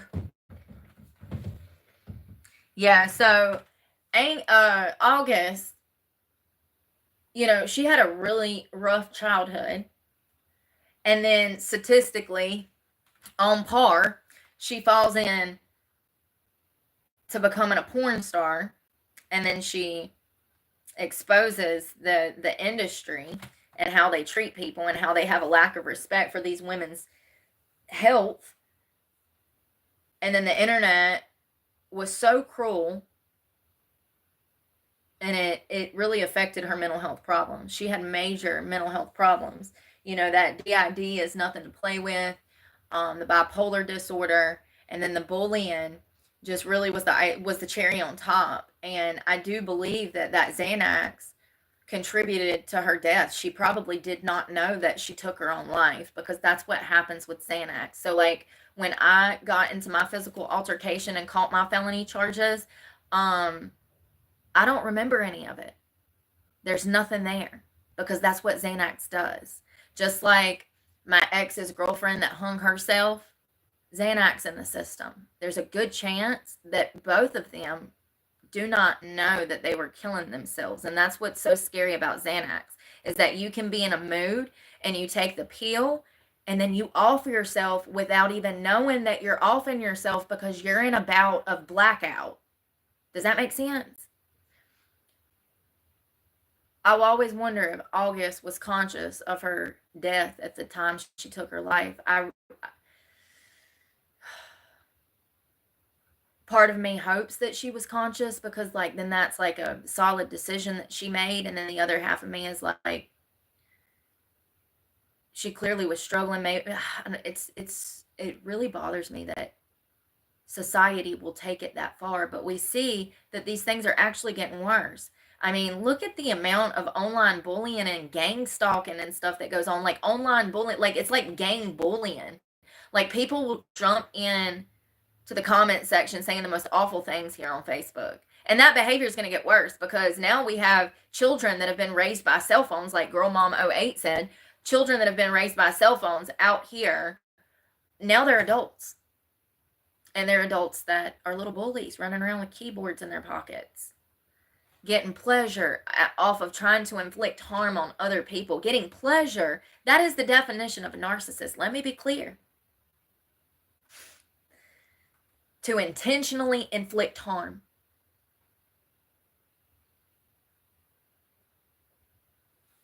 It's so sad that August died. She didn't deserve it. None of it. And, you know, she didn't say anything transphobic or, you know, what do they call it? Is that what they call it? Homophobic or whatever. I don't even know how to say them words. She did nothing wrong. It's really crazy. I feel bad for her.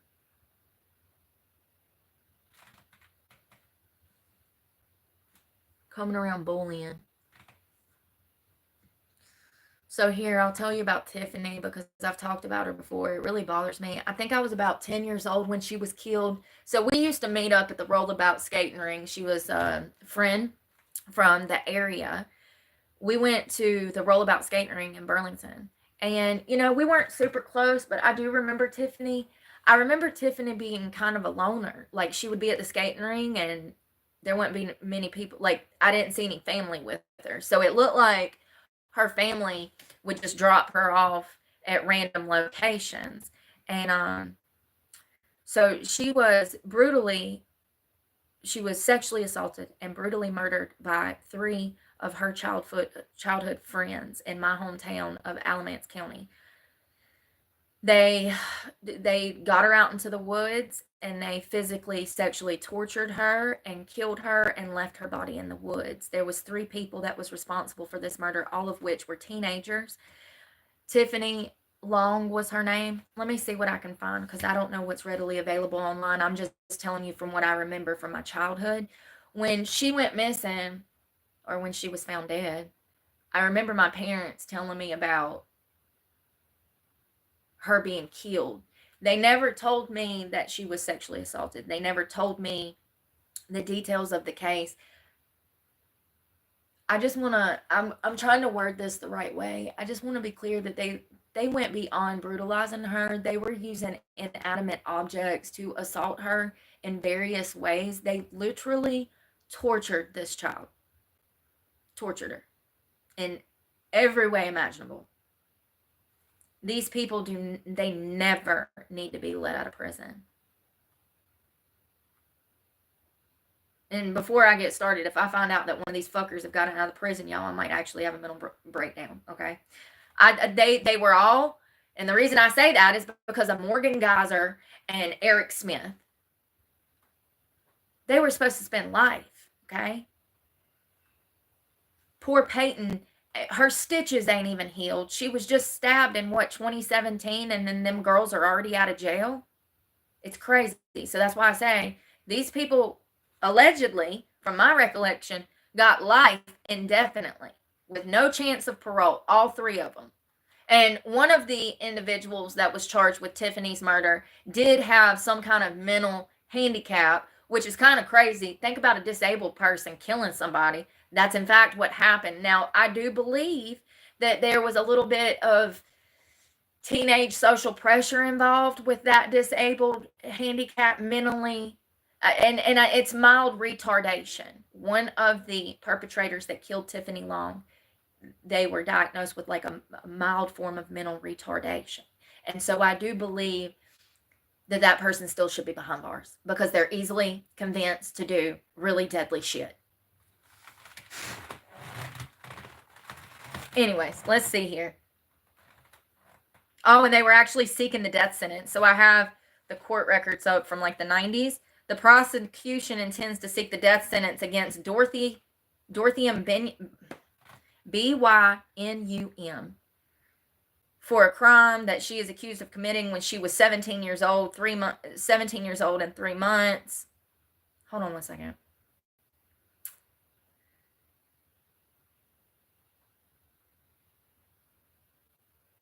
International law forbids the use of the death penalty for crimes committed by under 18 years old.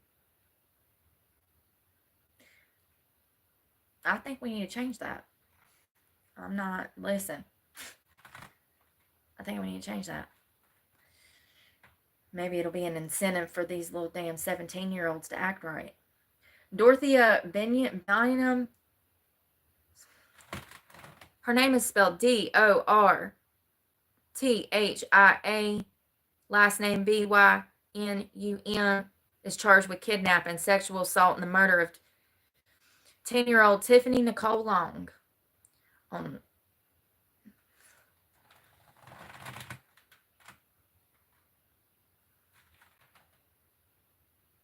On October 17th of 1998, Dorothea, her boyfriend, and his nephew, respectively age 16 and 13 at the time, are facing the same charges.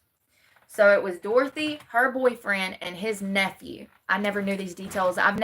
First of all, I didn't realize I was going to have this visceral reaction. But I didn't know the details. I just knew that it was 3 of them. So Dorothy and two men. So it's a girl and two guys that talk 10-year-old Tiffany into the woods. And it looks like this is going to have maybe some of the details. But I know half of them I won't be able to read because I remember. I remember.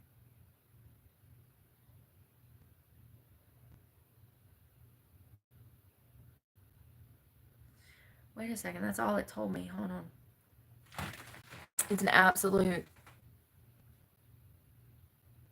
They would not, absolutely, Kimberly. Most of these pack murders and these pack attacks, like that racist attack that we saw out of Cincinnati with the lady from the UK or Russia. Imagine going to another country to visit for vacation and then you get knocked out and become a celebrity overnight, but in a horrible way. Those people would not be attacking people like that if it was solely them. Just like these murders, like the Morgan Geyser and the Anicia, they wouldn't have done that if it was just them. It was only, there's power in numbers. And yeah, these crimes are going to get worse. There's power in numbers, and bullies know that, and they use that to their advantage, and killers do too. Yeah, no, no, I don't think most of them would have acted alone. Sorry, this is not wanting to come up. I don't. What about you? I don't think they would act alone. They'd probably still have that evil intent inside of them and probably do some crazy stuff, but what did you say, Grandma?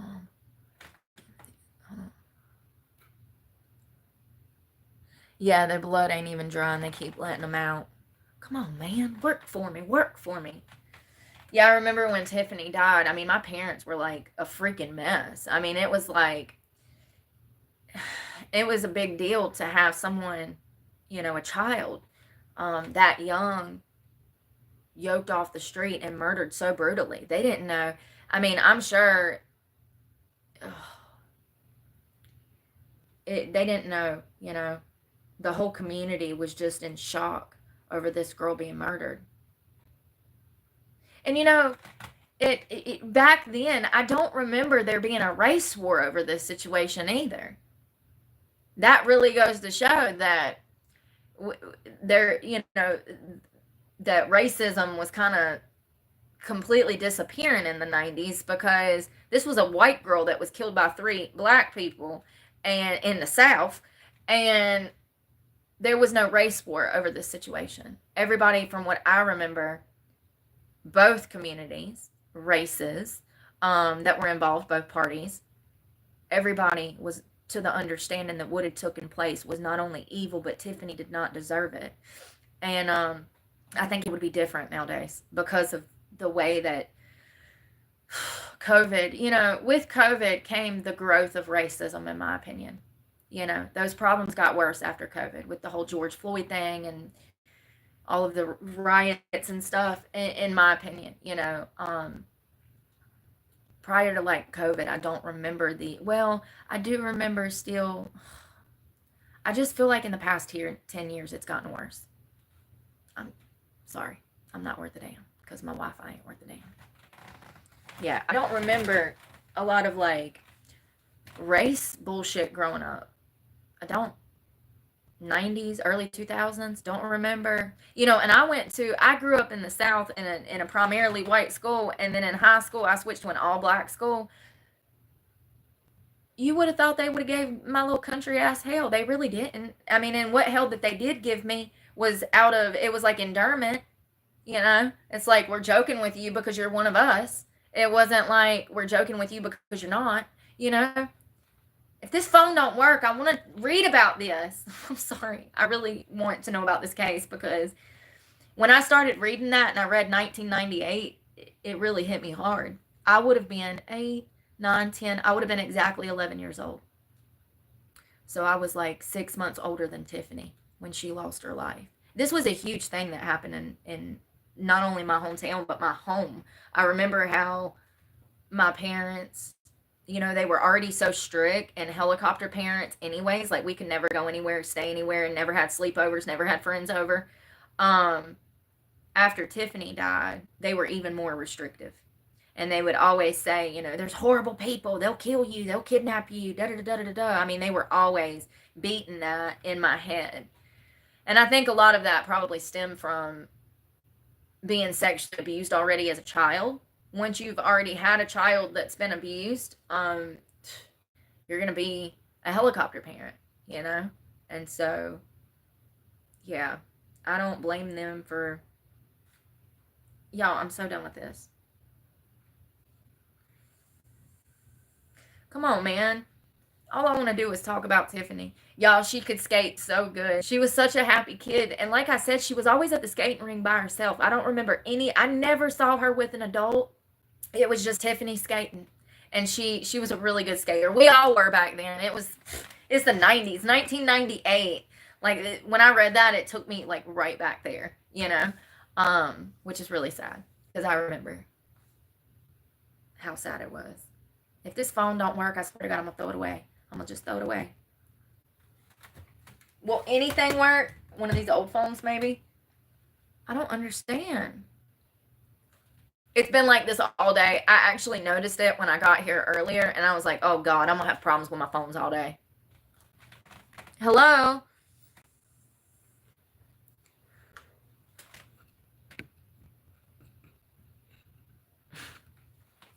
Y'all, I'm so sorry. You know, I'm so sorry. You know, maybe I should have just accepted defeat last year and I could have just got Starlink and not paid my truck payment. I'd probably have a new car by now. You know, if I would have just defaulted on the payments and used that money to get me Starlink and more filming stuff.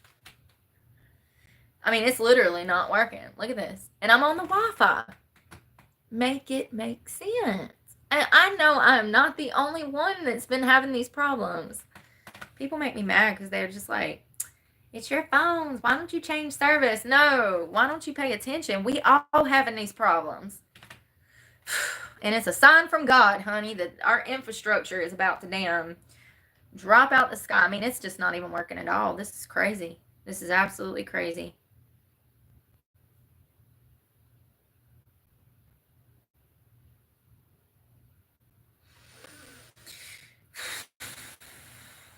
Please, Jesus, let my phone work. Please, Jesus. Please, Jesus. Dear Heavenly Father, I'm under so much stress. I've got to eat next month. Can you please let my phone work? Jesus, please. I beg of you. Please.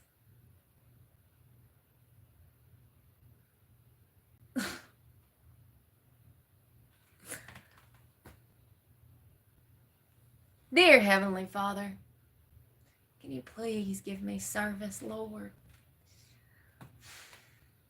I have all of these fancy modern devices, Lord, and they don't work, Jesus. This is why I cuss a lot. If I had service, it ain't gonna work. It ain't gonna work. Might as well just damn throw the whole thing. I'm literally sorry. Love you. Bye. Talk to you later.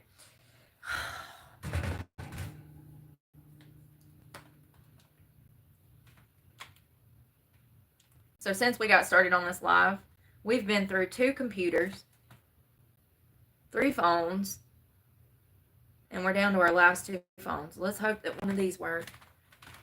I mean, this is crazy, man. It's because there's clouds or something.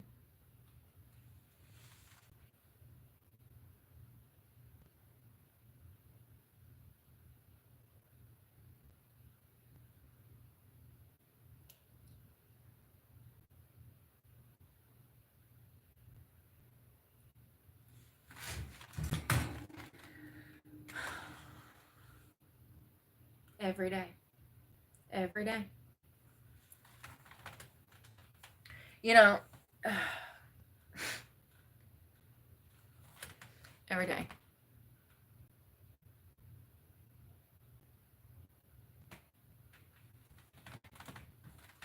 Does Century does Starlink, what do you mean? Does it not work? Are you talking about the pricing?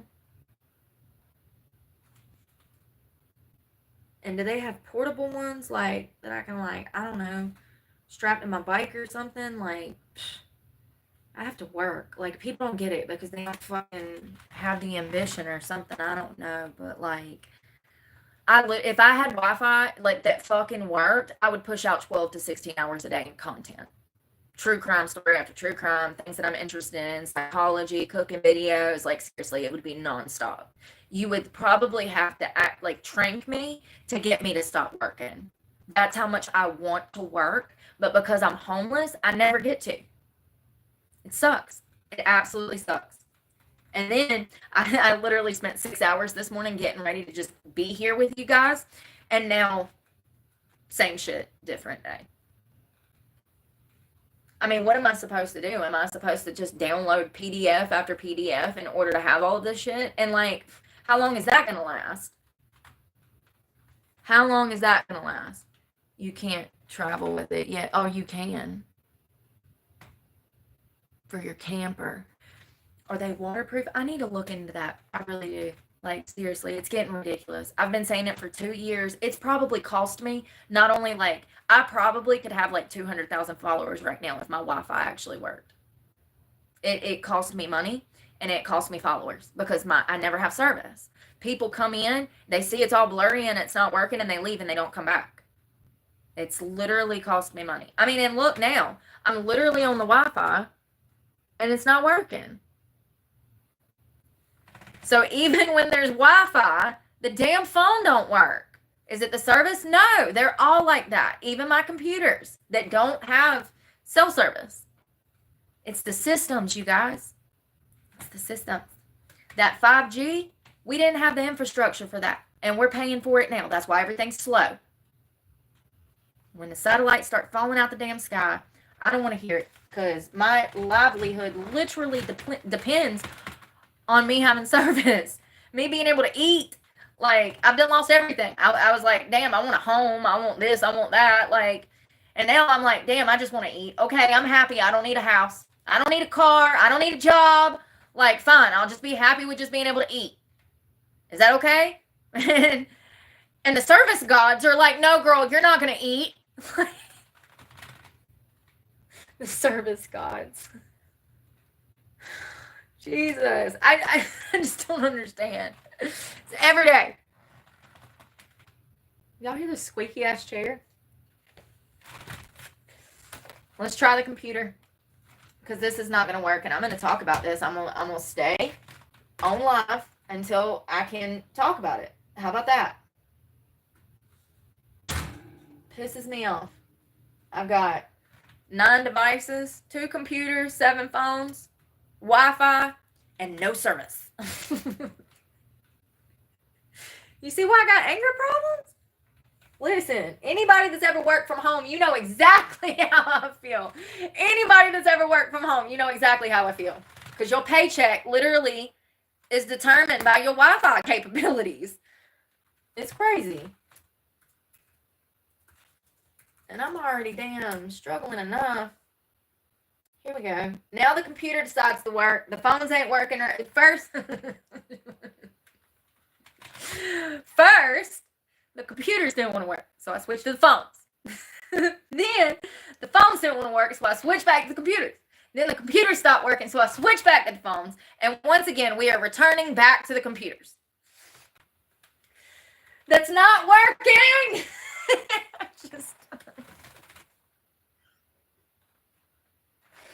Can somebody send help? Send SOS, send help. Okay, so here's what I'm gonna have to do. I guess we'll just shoot the shit for the next couple hours since I can't pull up content and work. I mean, seriously. Send help. We don't do retracted messages, but you already know that. It's always the damn trolls. You got something to say, why not say it to my face?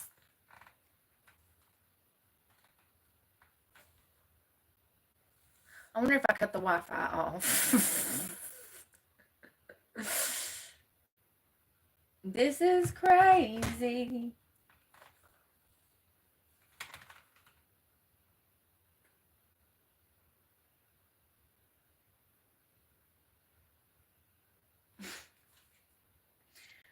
Like, nobody else thinks it's absolutely insane that I can't even do a Google search right now on like 9 different devices when I have Wi-Fi. Hello.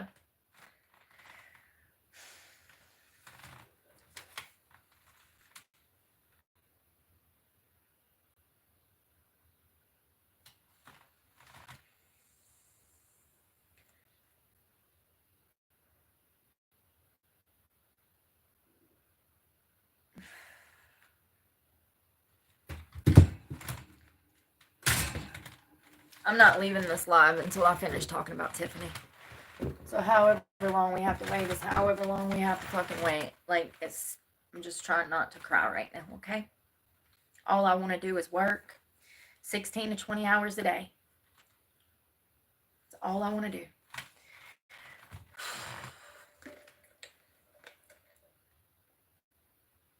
I can't even manage to work 3 or 4.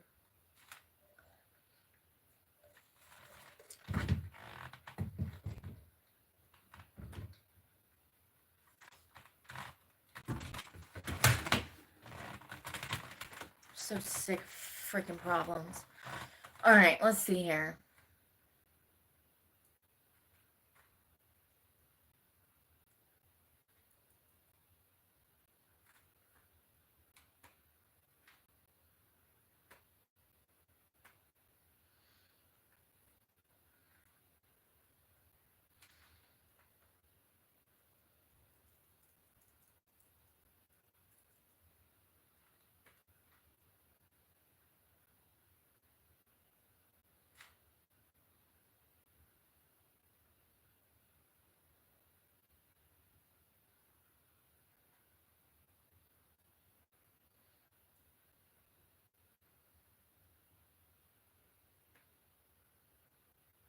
So this was Tiffany. This is one of the last pictures that they had of her. That was Tiffany Long out of Alamance County, North Carolina. So prosecutors say, so these names, first of all, hold on one second. So there was 3 people. There was 2 guys and a girl. The girl, I can't, is it Dorothea? Her boyfriend, he had a nephew who was also involved in this. So it was Dorothy, her boyfriend, and the nephew.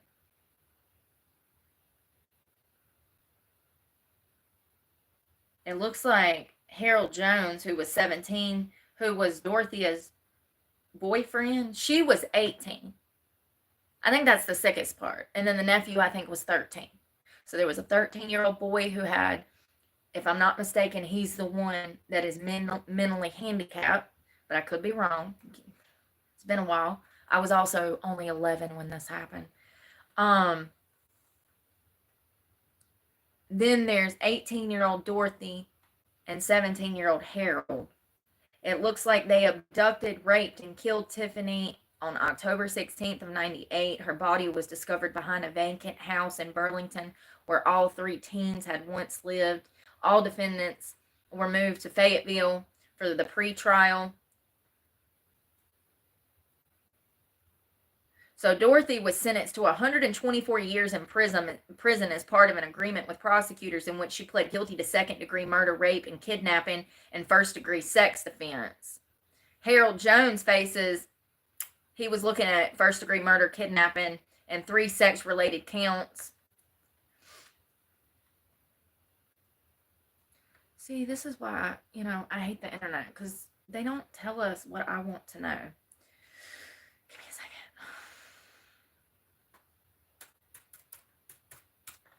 I hope these people are not out of jail by now. Here we go. This is talking about how he was mentally retarded. And it looks like he was a bully, too, it says. Hold on. Oh, God, you might be holding on till the damn cows come home. I don't understand.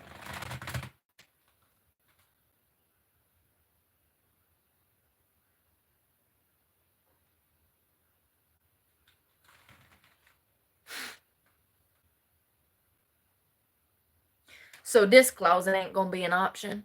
I don't get service. And I can't take the risk at putting in 6-10 hours in content and learning about something and then being stuck with not being able to talk about it. This is crazy. I fucking can't win for losing.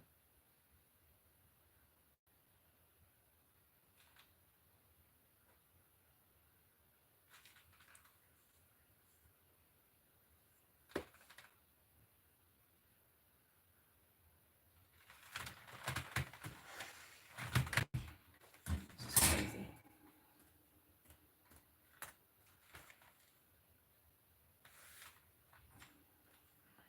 So this was Tiffany.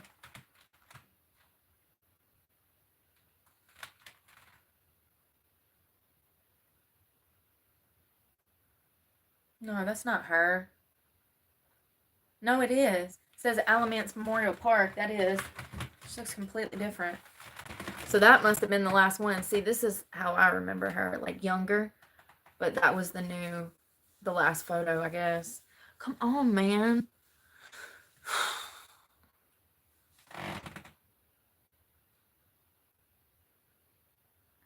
It doesn't tell me anything.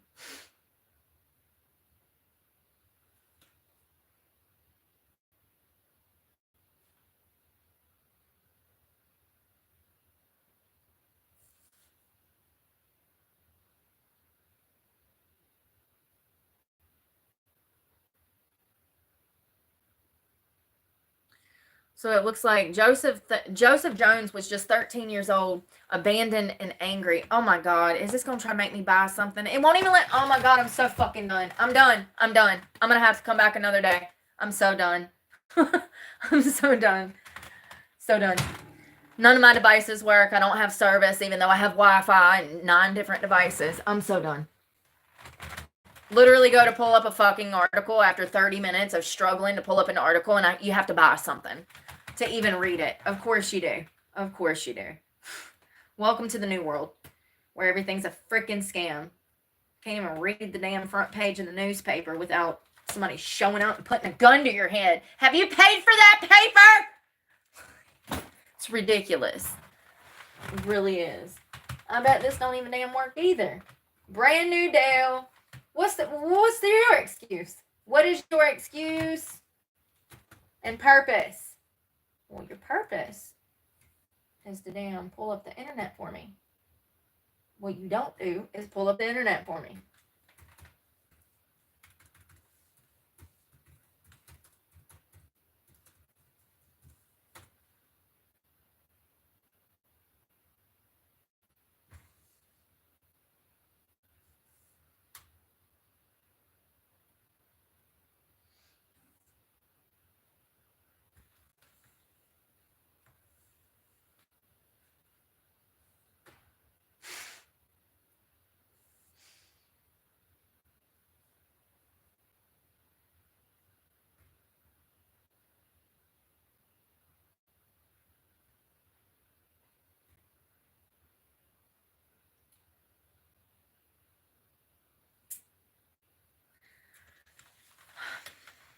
Well, this has been interesting. You know what I mean?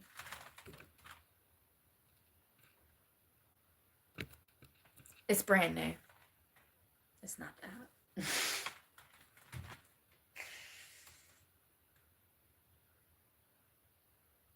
This is fucking insane, y'all. I cannot win. Like, you don't understand. It's been 2 years of me just trying. All I've wanted to do is work every day. Every day I wake up and it's like, how am I going to work today? And like, literally everything gets in my way. Why is Satan trying to stop me so bad? I mean, seriously. It's absolutely spiritual warfare. I'm starting to understand. The more I talk about important things, the more these things happen. It's not a coincidence.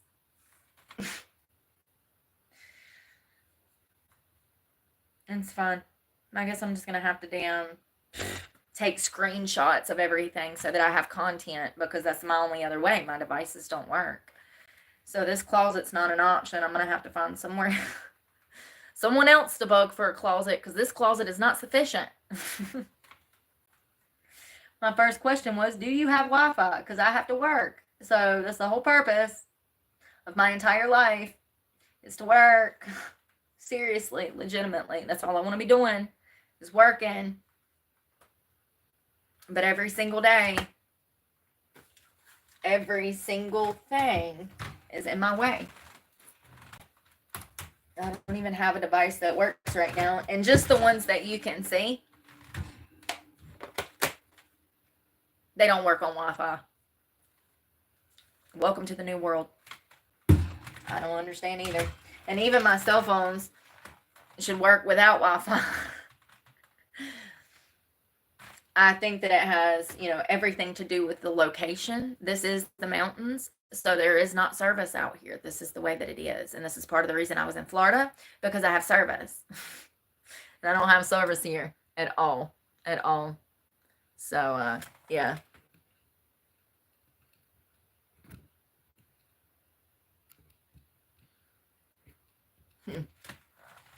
Well, what y'all's plans tonight? I guess we'll just sit around and talk. I wanted to damn talk about something important, but per usual, Satan makes that impossible. Yeah. Yeah. Probably in the fucking woods, Probably the fucking woods. Same shit, different day. Yeah. I was hoping to get out and actually work out today, but I didn't have a way to do that. So it is what it is. Maybe we'll do it tomorrow. Maybe tonight. I don't know.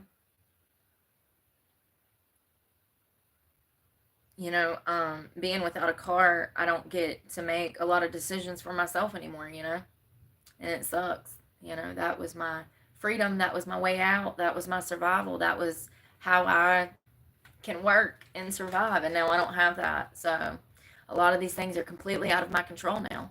And it sucks, and it's just, it sucks, It absolutely sucks.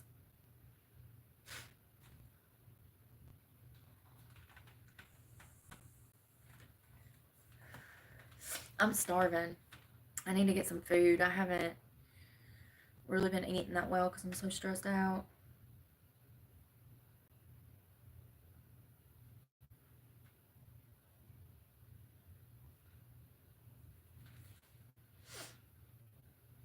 Damn. It sucks. This is why I be so mad. Imagine paying hundreds of dollars a month for a service and you ain't never got none. And it affects your money.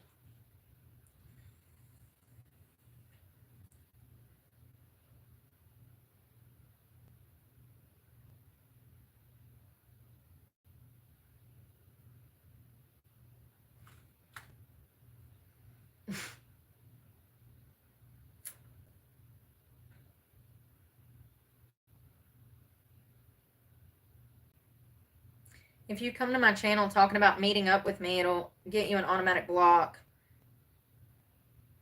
Stop trying to meet people off the internet before you go missing.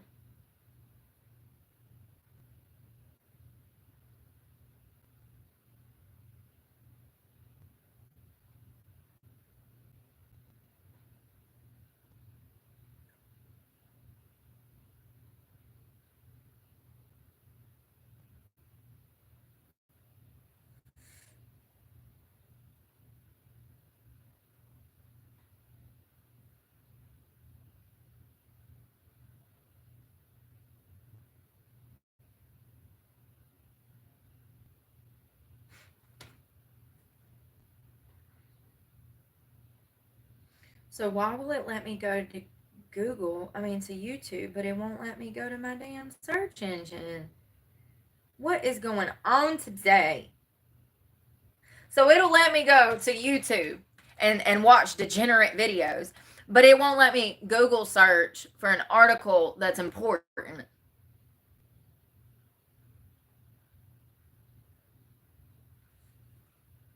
Let me show you.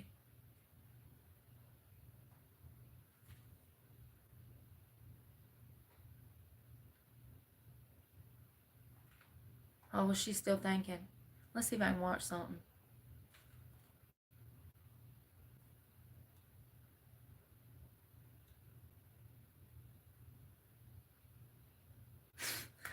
I'm just done. I swear to God, man, when I get a bank account, I'm so done. I'm literally going to walk into Verizon Wireless making demands. Like, Boost Mobile, I've literally probably, I don't know. I'd probably have a new car and a house by now if I fucking had service. Seriously.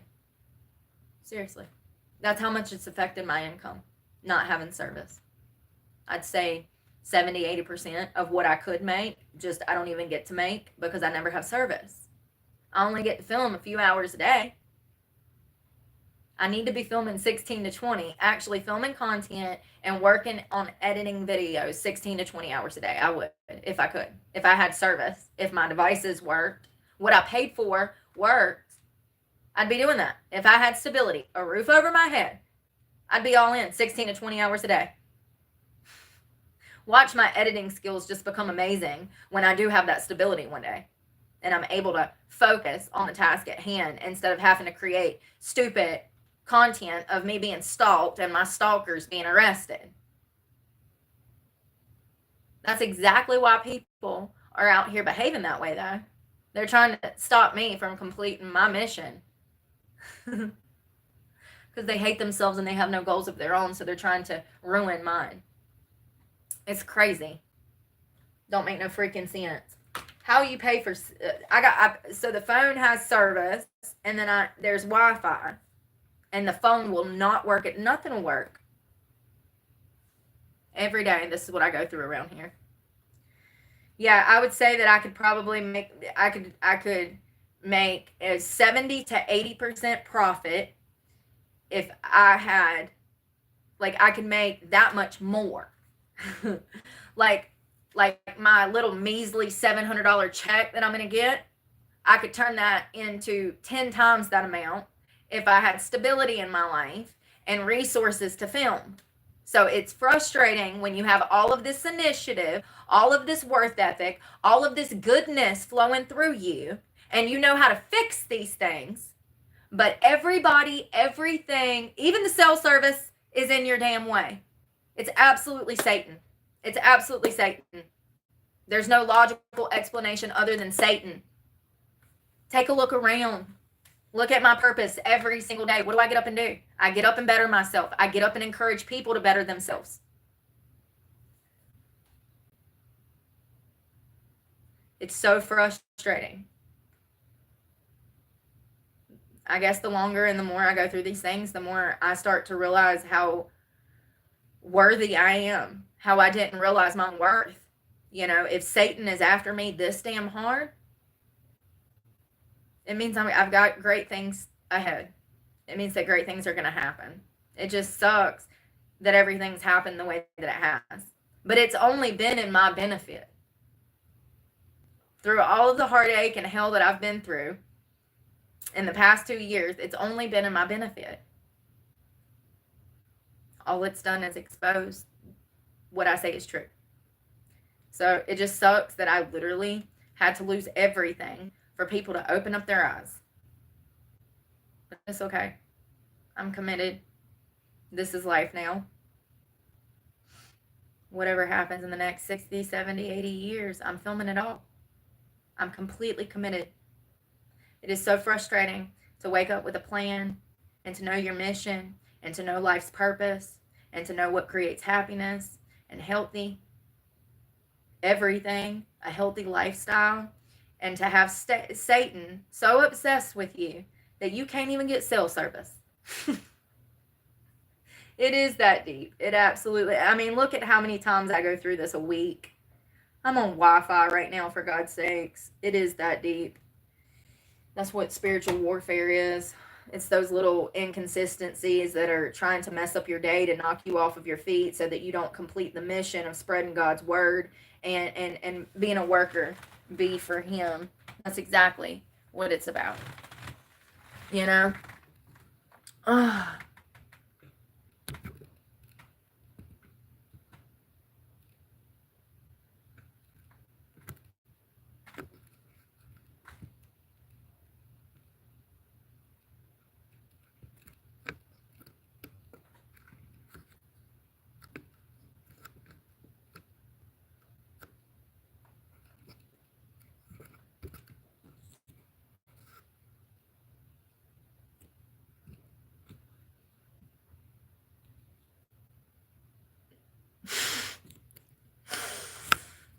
Sorry.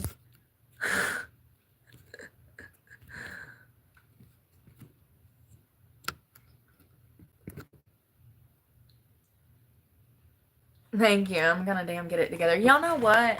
I hadn't been back to that Facebook bullshit since I called all them little fake ass people out in that post. Remember that post that I posted of these Facebook Karens sitting around this town? So I hadn't been back on Facebook because I don't get on Facebook. For those that don't know, Facebook is not even a thing anymore. It's embarrassing when people think that it is. Facebook is where all of the degenerates who have no lives and jobs go to gossip. That's what Facebook's for now. Karens. So anyways, I popped in and lo and behold, someone who's always claimed that they love me so much was in the comment section talking shit. I was just like, this is right on par. That's what people do. This is why I stay alone, because more people operate that way than not. I'm not being cynical. I'm being rational. And the fact that most people do not realize this means that you probably behave that way. Like, they behave that way. Do you see what I'm saying?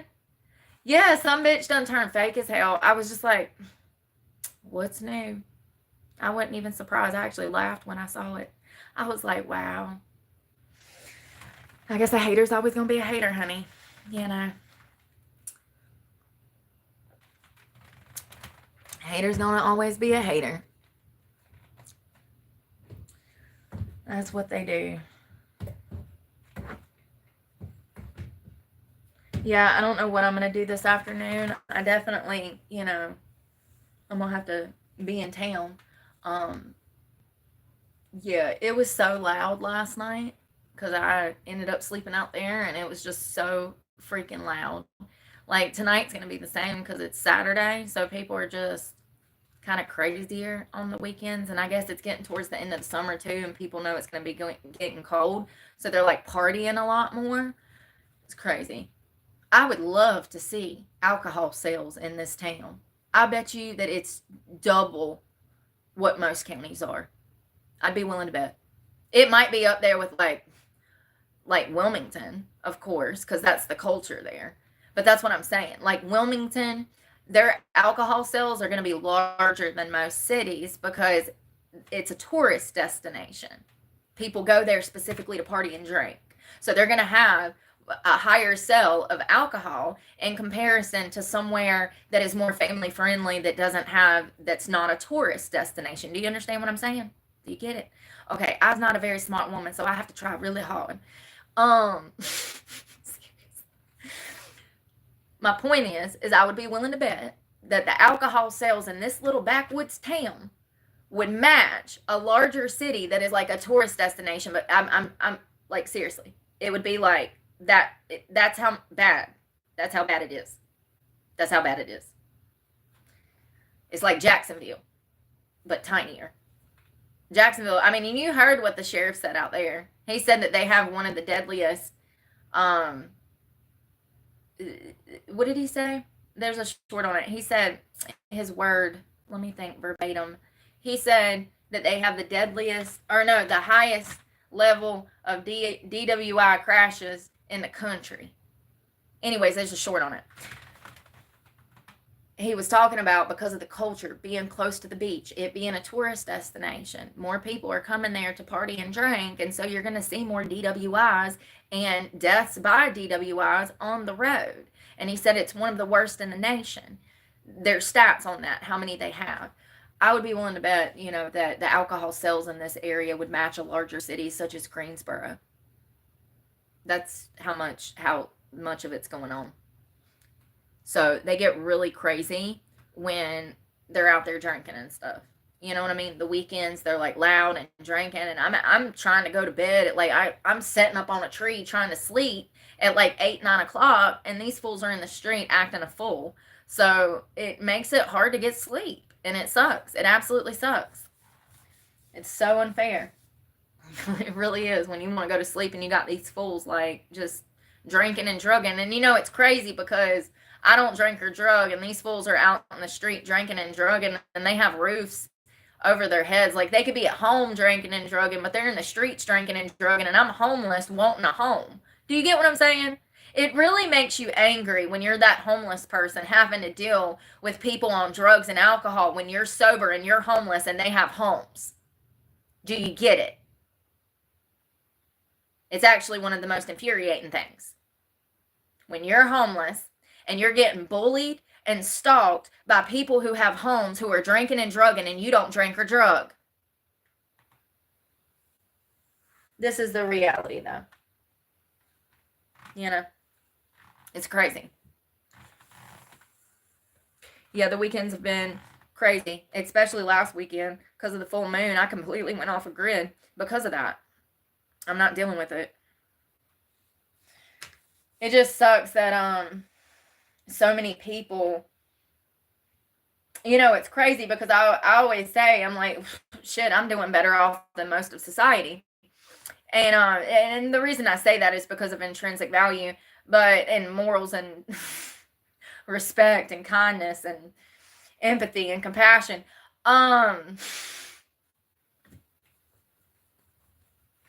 But then when I'm having to deal with all of these losers that clearly have no job, no ambition, they're drinking, they're drugging, they're following me around town, I'm proving my point. If I was not better than them, then why are they so fixated on me? If I wasn't better than them, then why are they harassing me? If I wasn't better than them, then why are they stuck on me? It just proves my point even more, is my point. That I am better off than most of society. I would never, ever bother someone who is working. I don't care if you want to call this a legitimate job or not. The fact is I make a paycheck. It might be a small one. One day it'll be a big one. Enough to damn hopefully put a roof over my head and maybe put my kids through fucking college. And see, if some other people was worried about doing that for their offspring, and maybe they wouldn't be hung up on me. But I digress.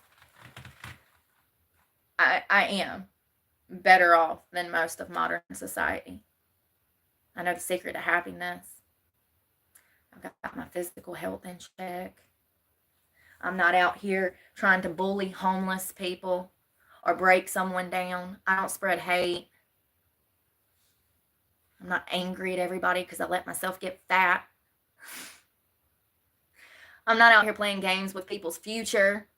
You know, all the stuff that you've witnessed me go through. I've never behaved that way towards anyone. It's just interesting because while all of these losers are stalking me and following me around town, all it's doing is proving my point that people literally hate themselves, and that we have, not only that, but we have a huge problem with sexual perversion and sexual predators out here. How many times in the past 6 weeks have we had weird stuff go down? The old guy at the damn laundromat trying to fill me up, the other pervert trying to damn sell me a biscuit for a biscuit. I mean, it's just been nonstop. I've caught, I would say 3 dozen to 4 dozen people that just pop into my life bothering me as I am trying to work out, and I am sexually harassed on a constant basis in this town. And there's a lot of people that feel like I'm the bad guy in that situation because I put a camera in people's faces. No, absolutely not. To not put a camera in their face makes you just as bad as that predator. See, that's how it works. You're complicit. You're either a good guy or you're a bad guy. You're either going to see something and say something, or see something and ignore something. There's 2 types of people in this world. These men out here have no right to be messing with anybody that's homeless, or anybody in general. I don't owe them anything. Us as women, we don't owe you a hello or a good morning. Just because you want something don't mean that you're entitled to something. You can't always get what you want. Some of y'all should have done learned this. Like, wasn't that the Rolling Stones? Wasn't that like the 60s? These men that interject themselves into my life, they feel entitled to my time and my words. And I'm here to tell you that shit, that's a hard stop. Yeah, see, because what we're going to do on this channel is we're going to gear society in the right direction, the way that the Lord would want society geared towards. We've done that from the start, actually. I'm just reiterating because I know I have to do that every day as a content creator. But for real, It's crazy. I wonder how many women are sitting at home mad right now because they done saw their husbands on my live when he was trying to buy potentially vagina off of what he thought was a homeless woman.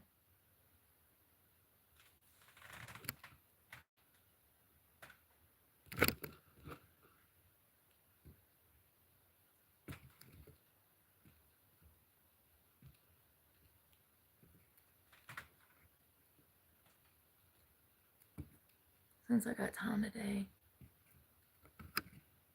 might as well work.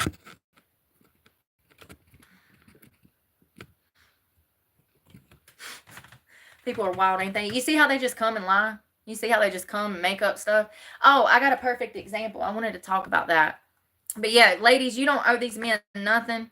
And matter of fact, we don't talk to strangers. Stranger danger. We do not negotiate with terrorists. And we keep an arm's circumference all the way around.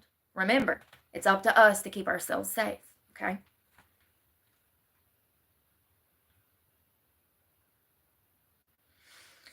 Yeah, there was somebody that said something. Let's see. Jesus, I've only got 5,000 billion Jesus freaking screenshots. I really need to start learning to compile these in a different manner. Some guy said, there was a song that was posted, and some guy said, oh, it was a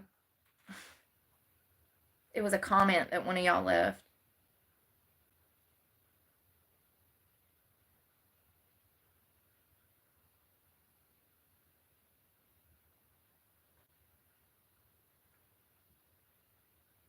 Anyways, I don't know. It was a comment that somebody left. So we were working out in Jacksonville like last summer or at the beginning of this summer, and we were talking about Lil Wayne, and I was talking about how great the Lil Wayne album was when I was like in my 20s or something, or a teenager. And y'all know that song, the Officer song. So we had like sang it or something on live, and then somebody the other day comes to my channel and they post a comment. So the only thing that happened with this Officer song was that we listened to it on the beach. And I told you guys that when I was a teenager, I had the album and it was like hot shit at the time. That was all that was said. Okay? Hold on to that. Fast forward 6 months, I checked my comments yesterday, and some guys left a comment stating that I said, this is what he said. He says, oh yeah, I remember you telling me that you used to ride around with your mother and listen to Lil Wayne's Officer song.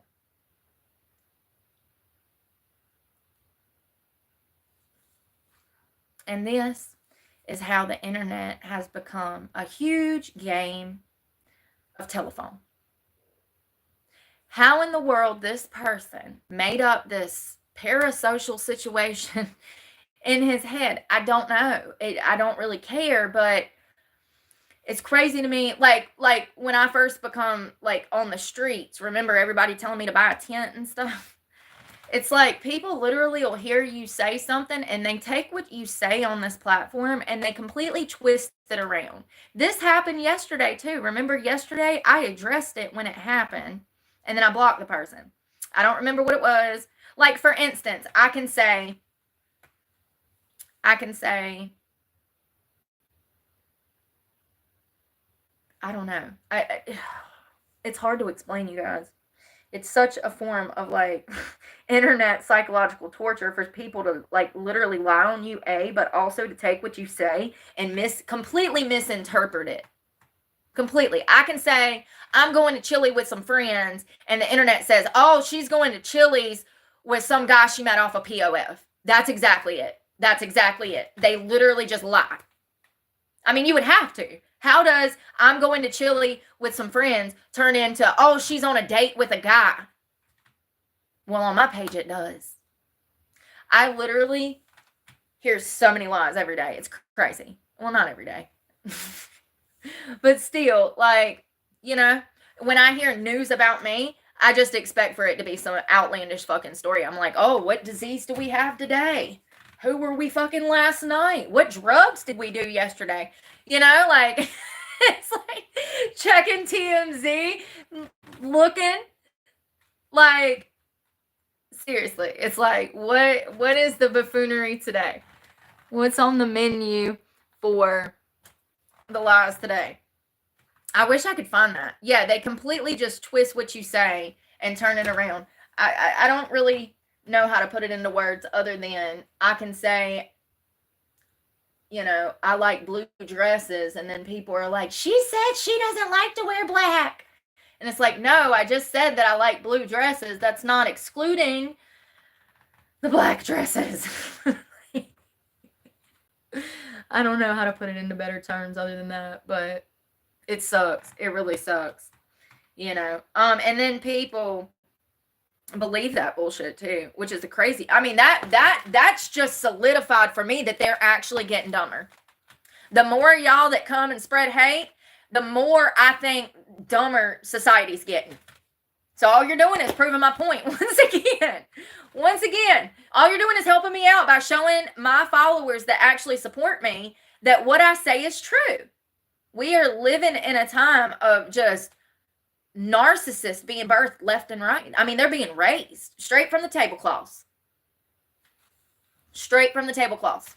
The internet is just ruined them. Hello? Hey, Lynn. Is it Linzola? I like that. Hello. Yeah, they're definitely being brainwashed from the tablecloth. Yeah, the more people that I see jumping in on like hate and stuff, it really goes to show that people are getting dumber. They're not able to put two and two together or use common sense. Or is it that people are just living such a life of privilege nowadays that they're not having to suffer like I had to do, so they can't conceptualize it? It's one or the other. It's either a lack of intelligence or, once again, inconsideration. They're either inconsiderate or it's a lack of intelligence. The hate that I face. You know what I mean?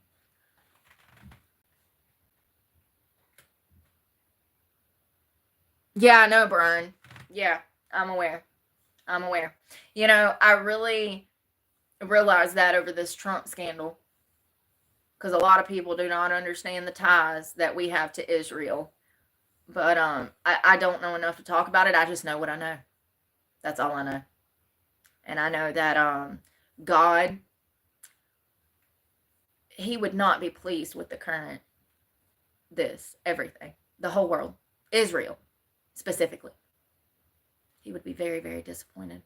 But, this is the modern world, and, unfortunately, I don't think that it's ever been much better. I think it's been better in other ways. Yeah, we got modern plumbing now and running water, and, we got technology and stuff. Like, it makes life easier, but we still have the same problems that we've had since we've existed. I think we've always had major issues. I think that it'll always be this way, and I think that things are going to get worse because we're absolutely living through the ends of times right now. This is Revelations playing out in front of us. Those rabbits with the damn horns and stuff. I mean, listen. I don't know, man. COVID, I mean, it's just, yeah. The world's on fire. People suck. The government's trying to kill us. Yay, so exciting! Are we gonna live? Damn it. No, but for real, I think it's always been crappy. And that's what I was saying about that, like, the way that they used to, like, sell their daughters off back in the day. You know that back then, the culture was different. Fathers felt like they were entitled to sexually abuse their children. Those children were their property. And so sexual abuse was very bad back then. Incest specifically. And most of those crimes went unreported because of the culture. You would have been blamed. You should not walk around the house in your bonnet, or you shouldn't milk the cow in the field in your bonnet. It's improper, and that's why you were sexually assaulted by your sibling brothers. That's how it was back then. And matter of fact, when you would go to your parents and tell them about stuff like that, they would cover up the abuse and, more often than not, protect the abuser. And so things like that We, in our culture, we've actually gotten better. Believe it or not, and it's sad to say because we're nowhere near fixing the amount of sexual abuse and sexual assault that takes place in this country and around the world. But I do think that things like that, incest and in-home sexual abuse from caregivers, things like that have probably went down over the decades because victims are more pushed towards reporting these types of incidents nowadays, and also they know there's more of a stigma behind that, and also there's the risk of being incarcerated.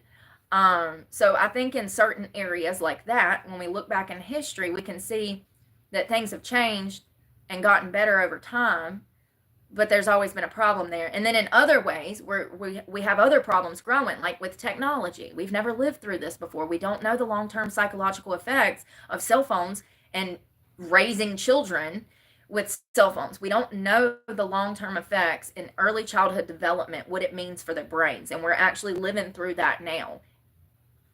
And in my opinion, it's been the most detrimental thing that we have ever done to children, besides allowing them to be mutilated in the name of the LGBTQ plus. Seriously. So that's a problem that's now been created by modern technology that we don't know the long-term effects because we're just living through it. So buckle in, bitches. I hope you brought a helmet because it's already wild out here. It's already wild out here. Children are out here raping old ladies. Just when you think it can't get worse, seriously, just when you think it can't get worse, you hear about some man on the subway getting raped by another man. It's like, damn, men are not even exempt from sexual assault anymore. How bad is it getting? I mean, poor grandma's 91 years old. Can you imagine? Lord, you make it 91 years on Folgers coffee and hopes and dreams and the American spirit, and then you got some 12-year-old pervert that's been raised by a damn cell phone, missing parents, that assaults this woman. It's what happened. It's sick. Absolutely sick. So we don't know the long-term effects because we're just living through it, and I think that we're getting little snippets of what we got to look forward to for the next 20, 30, 40, 50, 60 years until that said generation of people die off. And we'll probably outlive millennials. We'll definitely outlive them because, I mean, they're aging like milk. It's crazy out here. It's crazy. Okay? All I know is I think that the world has always been suffering. I think we've always been plagued by suffering. And I think that we will always be plagued by suffering. I think that we have new subcategories of problems that are going to be huge social issues in 20, 30 years popping off right now. Stuff that we haven't experienced and lived through before. And I think that historically we've always had major social issues. And I think that some of them have gotten better over time, like sexual abuse. Just the awareness alone, talking about it, letting victims know that it's not their fault. You know, that was the first thing I was told when I was 9 years old. My therapist told me, this is not your fault. I knew. She didn't even have to say it. I knew. I've always been able to tell right from wrong. And I could always tell when other people was doing right from wrong. And that's always put a target on my back, even as far as grade school, kindergarten, Head Start. I could see through the teacher's buffoonery, the inconsistencies, wondering why an adult would lie. Because I thought adults weren't supposed to do that. I thought adults knew better. It's crazy. I think that the awareness alone, talking about it and letting victims know that it's not their fault, has helped victims come forward. And it's also helped perpetrators control themselves a little bit more. We need that pedophilia stigma. Without that stigma, these things will get worse. Look at current crime. Look at all of the major cities that they defunded departments, and then they rewrote laws or enacted old laws, or you know what I mean. And look at the crime in those cities, like Minneapolis, New York, the entirety of California, most of those states too. But Look at how crime has skyrocketed, how we see so many of these people commit horrible crimes, get out of jail, and then go commit another horrible crime. They literally have a track record in liberal cities for being light on crime, and they try to see it from this mental health perspective. Oh, this person was struggling on drugs, or this person grew up in the foster care system. Okay, so me too, Karen. Me too, Karen. You don't see me out here making excuses for my bad behavior. It's just crazy. And they will do the same thing with pedophiles if we allow them to do that, is my point. They will destigmatize it and then make it normal. They've already started. Please wake up. Please. They've already started. It's absolutely crazy, you know? They'll do the same thing.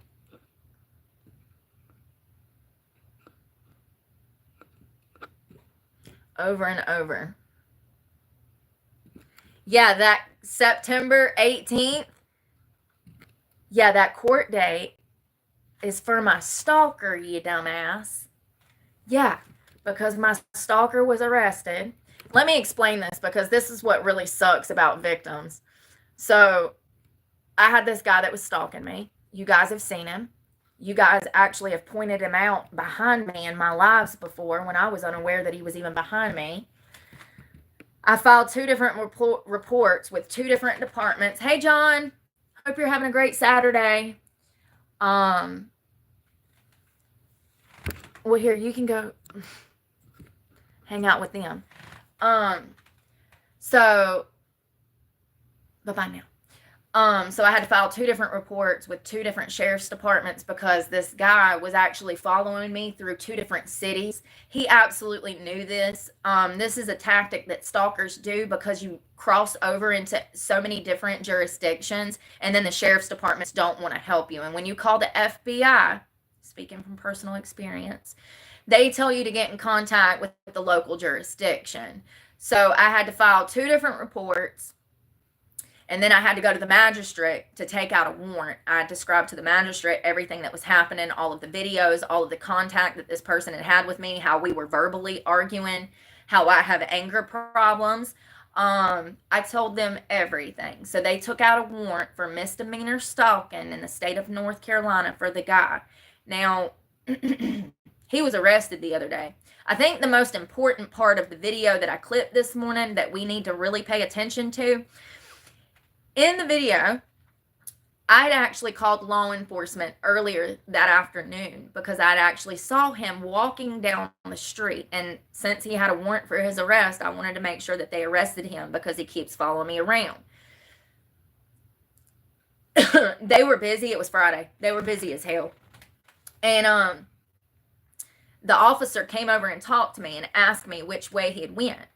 Well, later on, we had bicycled up to Subway to get us some lunch, and we're standing under this beautiful tree and we're about to eat, and the officers come rolling back up, and they were like, have you seen him? This is crazy. This is the crazy part. I'm on live. Let me just, cop comes rolling up. Hey, have you seen him? I said, no, I haven't. All of this is on live. I said, no, I ain't seen him. They pull off. It was literally not even 2 minutes later. He's sitting in front of me at the stoplight. And I did not see him. Did not see him. I'm still on live with you guys.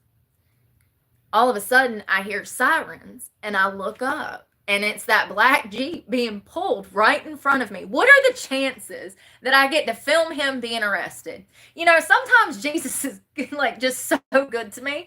That was just, I literally wish I had a videographer so I could have sent him over there. Because I didn't want to go near it. And matter of fact, we bicycled and got out of there. But I think the most important part is that he was watching me on live right before he was arrested. He saw that I had just got done talking to those officers and that I had told those officers that I had not seen him. And he was coming over there to drive around me, to be like, ha ha, I'm still free. Ha ha, I'm right here. Ha ha, I still know where you're at. Ha ha, watch me stalk you some more. And that's what he had been doing for 2 months. That was crazy. I couldn't believe it. I was actually on the ground in my book bag and I was talking to you guys, and my bike kept falling over. I had all those drinks in the bicycle. That basket, that basket is very handy for the bicycle. Very handy. But if you put 2 or 3 water bottles in there, the bike will just tip over. So I'm picking all of my personal property up off the ground as the cop had done drove off. And all of a sudden I hear police sirens. I look up and it's the stalker literally at the stoplight getting pulled by the cops and pulled into the gas station. I couldn't believe it. I mean, I'm telling you, that was just chef's kiss, man. Chef's kiss. The iron, and you know he knows that I saw him get arrested because he was coming over there after watching me on live. That's the best part. That's the best part. He's sitting at the light watching me under that tree through that parking lot. He's watching me, and he just got off the live so he could come find me, and he saw that I told the cop that I ain't seen it. That's the best part. He's sitting at that light thinking he's about to come toy with me. And he knows I'm right there. He can see me. And then he gets pulled, and he has to know that I'm watching him get arrested. You're right. It's the best karma. Best karma, Kimberly. Best karma. I haven't had, like, seriously, I haven't had that kind of karma given to me. And, I haven't seen karma in play for me in so long. It just makes me happy that he's off the street. Now, he'll probably make bond. Yeah, I hope not. Well, there's, the court order states that he's not allowed to contact me. He's not allowed to be watching my channel, which he'll probably be doing because he can't help himself. He has no cutoff mechanism. And the drugs and alcohol that he does not help. To my knowledge, all he does is smoke weed and drink. But it's such a problem that I noticed that when he would drink on the weekends, his style of stalking would amp up. So what happens when he gets blackout drunk one night and decides to just kidnap me off the street? This is not a game. He's already assaulted one woman. He has a charge for castration, non-malicious castration and maiming of a woman. He also has assault on a female and also assault with a deadly weapon on a female, all stemming from the same incident. This is not a game, okay? And I know I'm a violent offender too. However, when have you ever seen me out in these streets trying to stab somebody? I would never. What I did at 18 was not who I am. It's part of who I was and part of the drugs that I was under. I was on Xanax. I don't know if you've ever taken Xanax, but I'm sure you don't remember shit, just like I don't. That's not who I am. That's a part of my life that I had to survive through. And it's a part of my life where I was absolutely a horrible, violent person, mainly for survival. A lot of people cannot understand that because they did not grow up under the conditions. But anyone that grew up in the foster care system, don't be out here in these streets trying to fight them because they spent their whole childhood fighting for their lives. Okay? It's sad. Yeah, it's crazy. The saddest part of this is that this man has a loving family. He sure does. And his family owns a business in the area. Like, you literally have a brother that's helping you out, family that lets you live with them, and then you got this nice Jeep that your family lets you drive, and you use your time to consume alcohol and weed and stalk women? This is what I be meaning when I say that people are ungrateful. I have no resources. And this man has no ambition and every resource in the damn world. And I got all the ambition and no resources. Why does that always happen? All the good people get shitted on and all the bad people get everything handed to them. I mean, hell, it's an entire political spectrum. Look at everybody that's in office. Tell me I'm lying. I mean, it sucks. It really does. It sucks.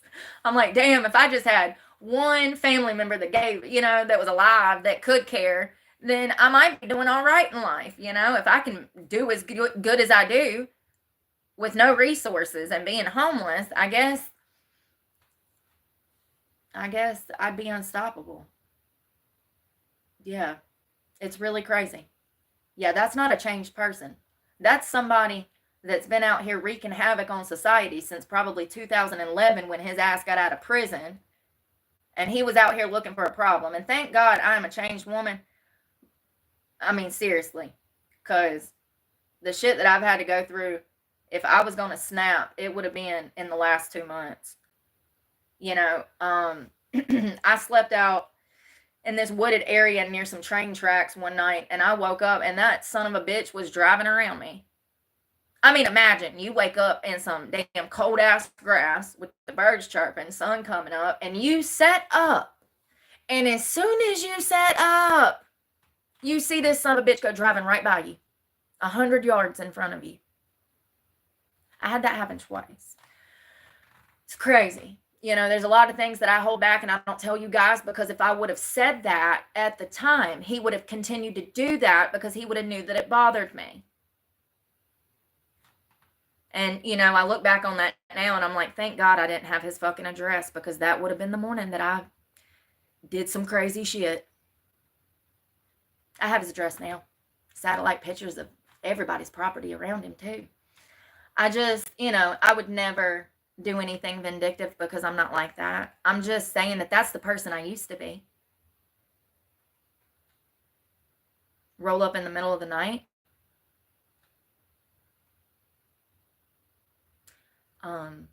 Yeah, kick in your front door and go ham. That's the person I used to be. So, you know, to have the self-control and restraint and to be able to control my emotions for the past 2 months and not commit felonies, it's, you know, I'm proud of myself. I'm very proud of myself. It's took, you know, a decade to get here.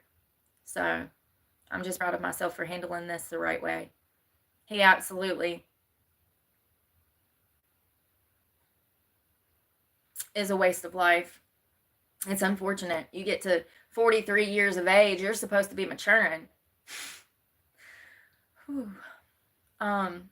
Well, I guess some people mature and some people de-evolve. I don't know. It's crazy. Oh, definite threat. Yeah, that couldn't have been any better.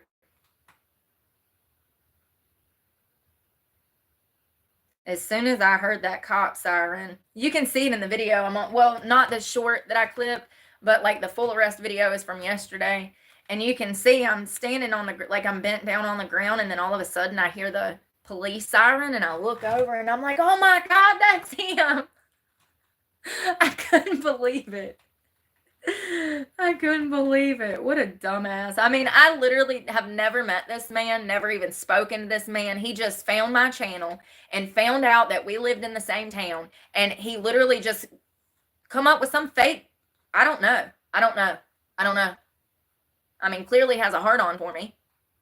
You know, you don't waste gas money on somebody you don't have the hots for, honey. In this economy? Come on, man. Y'all saw what he looked like, so come on. Oh, Lord. It was called WD-40 and Coffee. WD-40 and Coffee. So you can find it and watch the whole thing. I think it's about halfway in. We're walking out of Subway, and then some lady goes by cussing me. Literally, this is my life in a nutshell. I'm standing on the corner fighting for my life with this book bag and this heavy bicycle. I'm trying to find somewhere soft to sit down in the grass so I can eat my Subway. And all of a sudden, some lady goes driving by screaming something about homeless. All I heard was homeless and bitch. And I was like, what are you doing? Y'all know me. I was like, what you talking about? Smooth move what a bitch move to ride by and shout something out of a car. Like, see, this is what I'm talking about. This is why they hate me. That's a bitch ass move. We don't drive by and shout things out of a car. If we have something to say and we feel some type of way, we walk up and we say it to their face. That's being authentic, that's being genuine, and that's being real. So anyways, Grandma goes riding by in a damn paddy wagon, and she's like, she says something about me being homeless or something, and I'm like, she's cussing at me, and I'm like, screw you, lady, like, I don't even know you. And then as I'm cussing her out and throwing my hands up, like, come back and say it in my face, the cops come pulling in.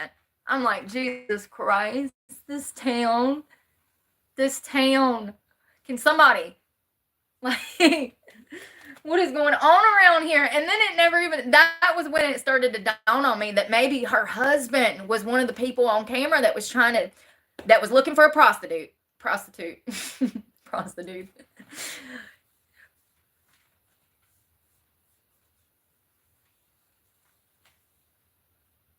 Yeah, maybe. You know what's crazy? Is she literally says, have you seen that guy? And I'm like, no. And then 2 minutes later, they're pulling him. It was a team of them then. I was like, Lord. All he does is drive around, and it's so small. Y'all seen me bicycle through town. It's tiny. It ain't but like 7 miles from one end to the other, you know? Like, unless you get on the back country roads, it's pretty straight cut, you know? And it's not a big town. You can literally be at either one of the police departments and probably less, like, if you was going like lights and sirens and, like, you know, emergency situation, you could probably be at one to the other in like a few minutes, like literally like a minute. Like, that's how close they are. If you were able to go down that main street going like $120, I don't know if you could in the mountains. It might be fun. Now we're starting to see why Brooke doesn't have a sports car. But if you could get going down that road, you could probably get there in like a minute. Seriously, it's not far. Like, if I can bicycle it in less than 15, it's not that far. It's like 2 miles between each department. And so that tells you, really, if that's 2 different departments, 2 miles apart, that tells you how small these towns are. I mean, they're tiny. There's no gyms. There's no Planet Fitnesses. No, you know, they don't, you know, there's a Walmart and a Food Line. And I can't go into either one for food. So as you can see, this is right on par with how they treat homeless people. You know, a lot of people around here know my channel. They're bothered by what I say because they don't agree with me politically. How do you feel about that now? Now that I'm, like, not agreeing with Trump. I don't know. I just think there's more to everything, because there usually is.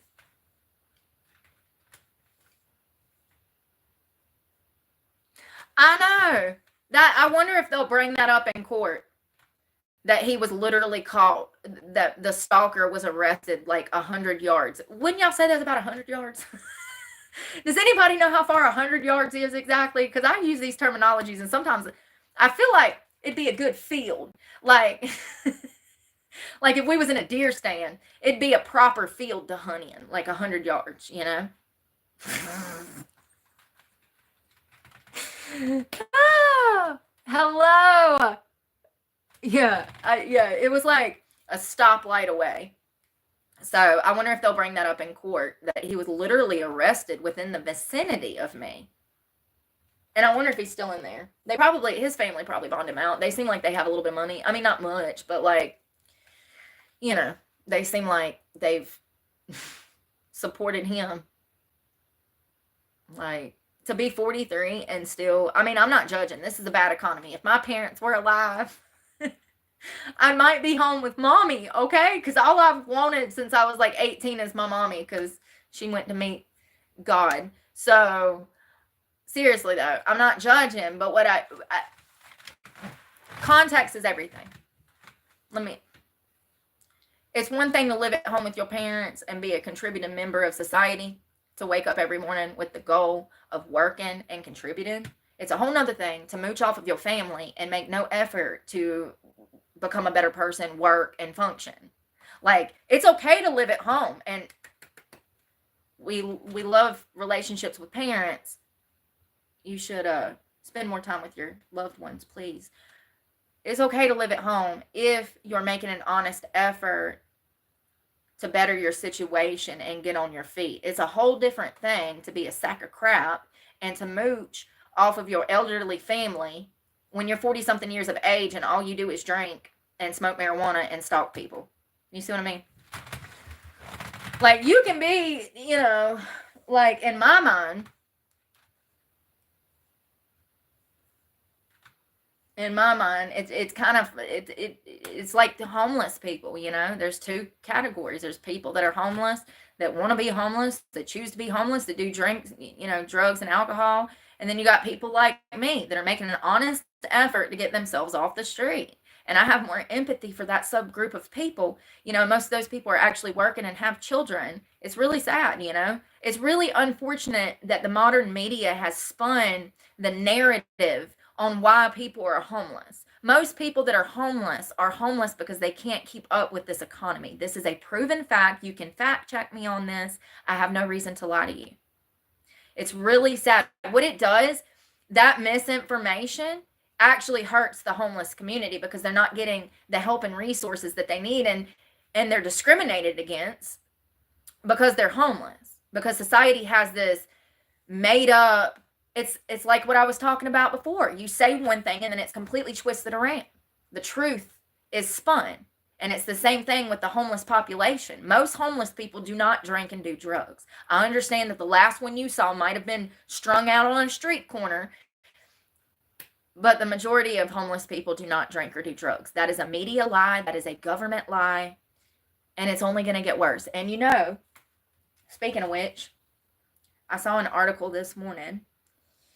You know how I was asking the other day? You know how I said that next year homelessness is going to increase by 50%? And then I was looking to see if there was any economist that had an actual number. Well, I found one. 73% is what they're predicting. They're saying that homelessness is going to increase 73% next year. Let me just remind you that it increased 18% this past year. So if you think it's bad now, it's going to be approximately 3 times worse than anything we've ever seen. Potentially millions of people. And let me just remind you that we only have about 750,000 living on the streets right now. My guesstimation would be a little over a million, 1.2 million. And the reason for that is most homeless people don't want contact. It's really hard to get a general census and an actual number, a factual number on these people because they don't want contact.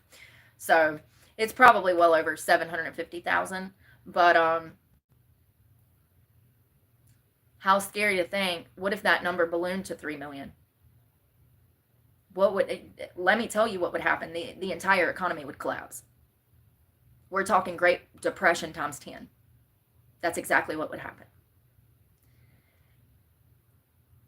God, I hope not. I'm literally holding my breath. It makes me so, because I know what I've been through. And I can't imagine children being out here. And let me remind you, there's already 150,000 children that are homeless right now. So we're talking families. These are mostly families that are expected to be on the streets becoming homeless. Single mothers with children, elderly people, people with disabilities. Makes me sick.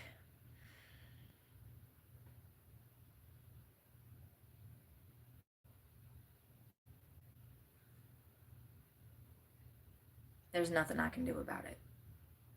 That's the most frustrating part.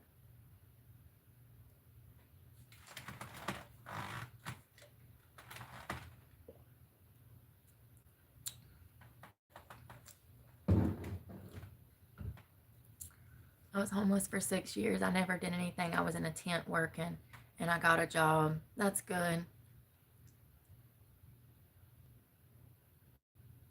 Well, your family sounds like pieces of shit, Hannah. I hope you stay away from them. They sound toxic as hell, and you did not deserve that. People are horrible, y'all. Yeah, it is a thing. Yeah.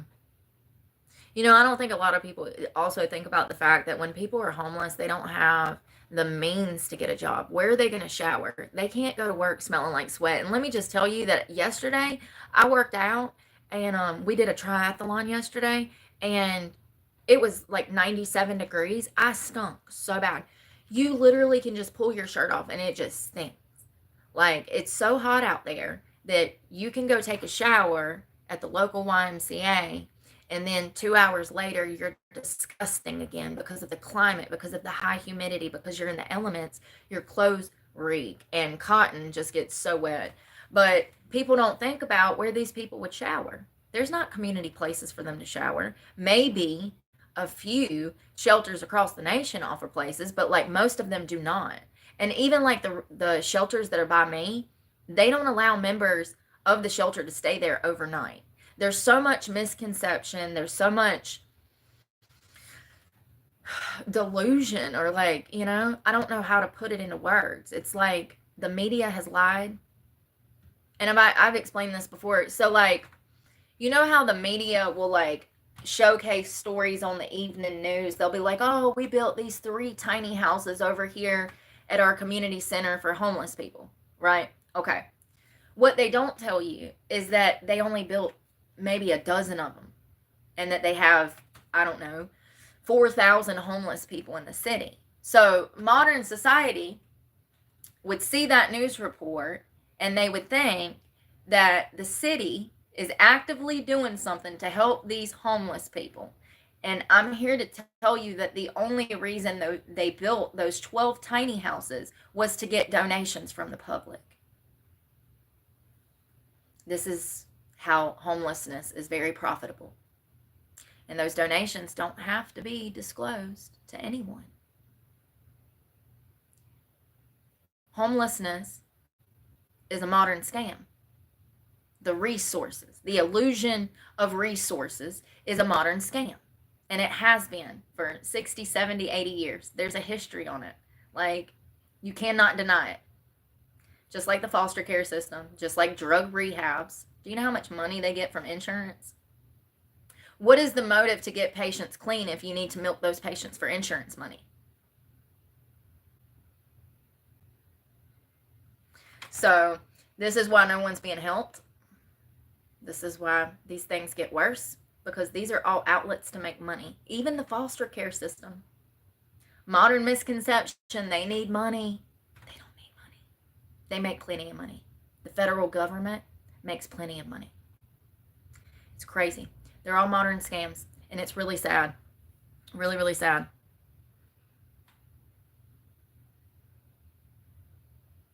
Damn, John. She might have been jealous of y'all's relationship. If y'all was both working and like living with her until you get on your feet and then your mom kicks you out. And I mean, see, it's stuff like that. That level of betrayal. Like, you and your wife needed that spot to get yourselves as young people on your feet.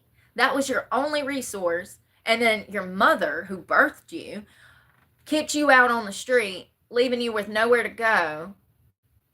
Do you understand how that can disrupt somebody's life? They have to quit their job. They might lose their car. That starts the domino effect in people's lives. And that's exactly what happened to me. That's why I moved into a car. And that's exactly what's continued to happen in my life since I started this channel. And I'm just glad that I film everything, because nobody can call me a liar. Unless they're delusional, So, and then we get lots of those around here. That's horrible, John. And I'm glad that you guys distance yourselves from her. Yeah, I'm glad you did that, because it sounds like she's toxic. So crazy.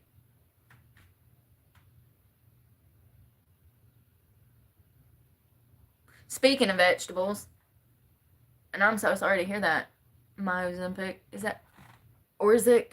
Ozempic, what is that? There needs to be whole shorts of me saying words wrong, because I'm telling you, it's so comical. Ozempic. Really, Brooke? That's what we're going with. 500 Ozempic, Alex. Final answer.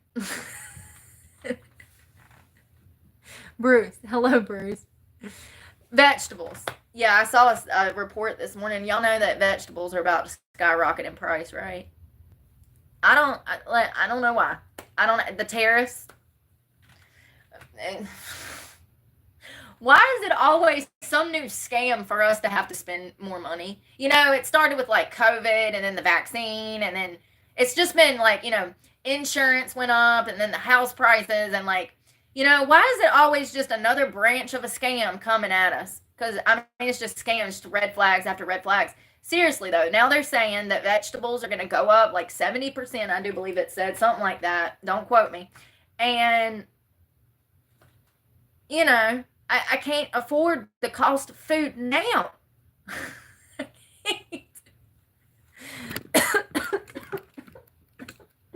I'm done. Choking on my own spit because I've been hungry for an hour. How much is produce going to go up? How much is produce going to go up?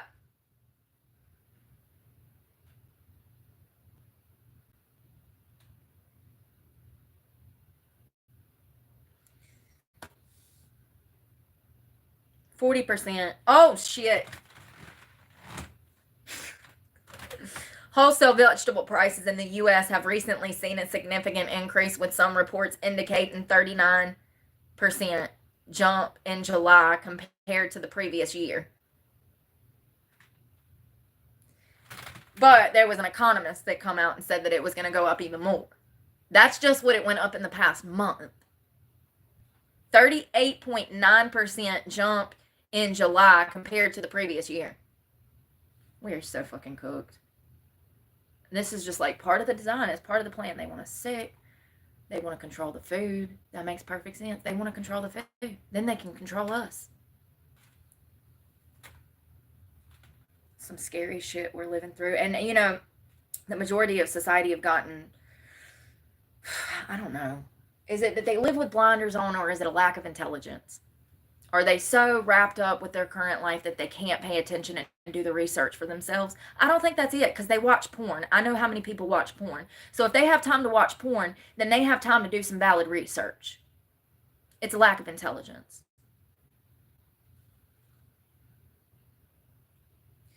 They're expecting it to go up more than that, though.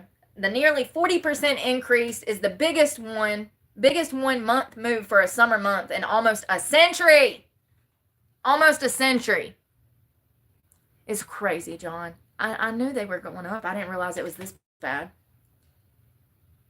So this is the highest increase move for a summer month in almost a century. These things matter because they're like dominoes. You remember a year ago when I was like, oh, I hope the dominoes don't start falling over? Well, the dominoes have started falling over. And this is one of the dominoes. Another good indicator is the housing market, and also repossession of vehicles. That's a huge one. That is people's livelihoods. They need their vehicles to get to work. Do you know that repossessions are up, and they're expecting them to continue? People are defaulting on their car loans. That is a huge sign that something big is about to happen. And I think, I think most of us know that we've been in a recession. It's just that the government won't admit to it, type of thing. How bad does it have to get for them to be like, all right, we're in a recession? This doesn't tell me going further. Yeah, so I see where they've been posting in the news all the past 2 days that vegetables have increased by almost 40%. Yeah, I wish I could, but I don't have a car, so.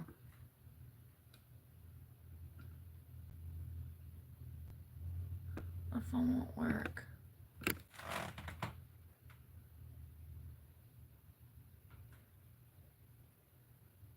So the Bureau of Labor Statistics Thursday morning showed across the board price increase of 3.3% in July.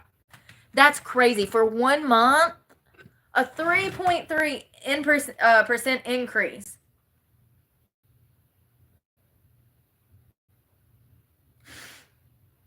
In 1 month.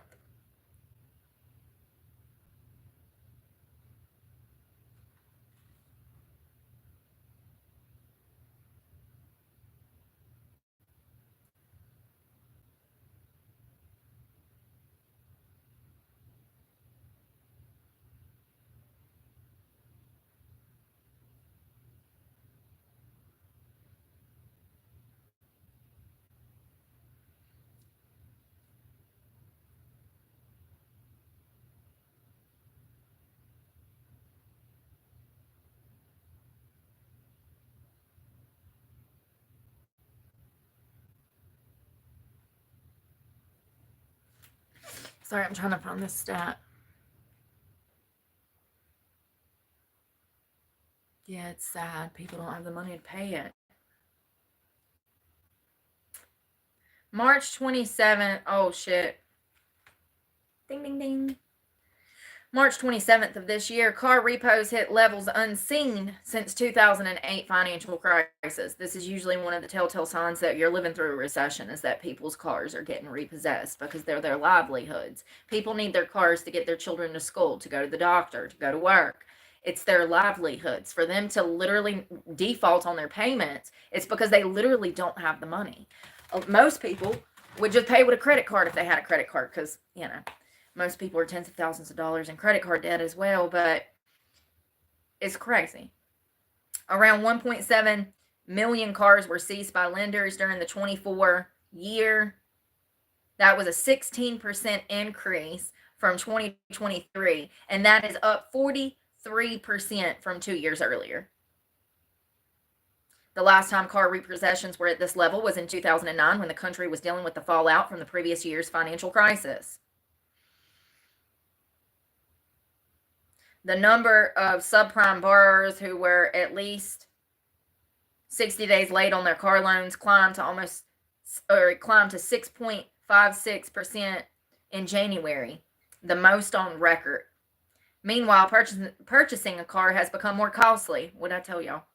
With Cox data showing that the average vehicle loan rate rose by 5 basis points to 10.16% in February, the highest in 4 months, with the average monthly car payment coming out to $748 for a sack of plastic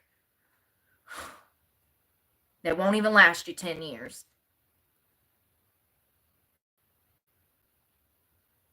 That survey also found that rejection rates have risen across all major credit products, with the perceived probability of rejection for auto loans coming to about 33.5% for February, the highest level since the survey began. The data also shows that the percentage of customers who expect credit card access to deteriorate in the next year jumped to 47%, up from 42% in October of 24.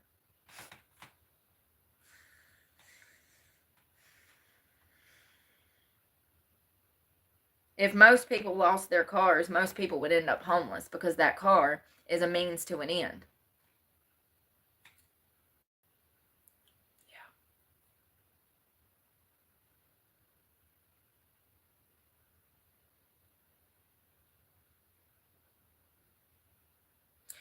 So it looks like repossessions are up 23% from last year. It's crazy. Absolutely crazy. Yo, I'm about to run. I'm so hungry. I've got to eat. And I also got to get ready for tonight. I'm hoping that it's not going to rain. And that's what I needed to do, is check the weather.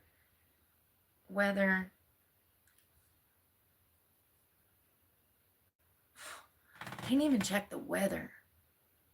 Never mind. Lord have mercy. I give up. Maybe I can figure out what's going on with the Wi-Fi. I don't know. Yeah, I know. That's what I was paying for my truck. $700 a month. I had a deal. I had an absolute steal. If I went to go buy that truck, a new truck, like I had mine new, yeah, it'd be $2,000 a month. For a Chevy, yeah, you're gonna pay $1,000 a month, well over, maybe even 1,200.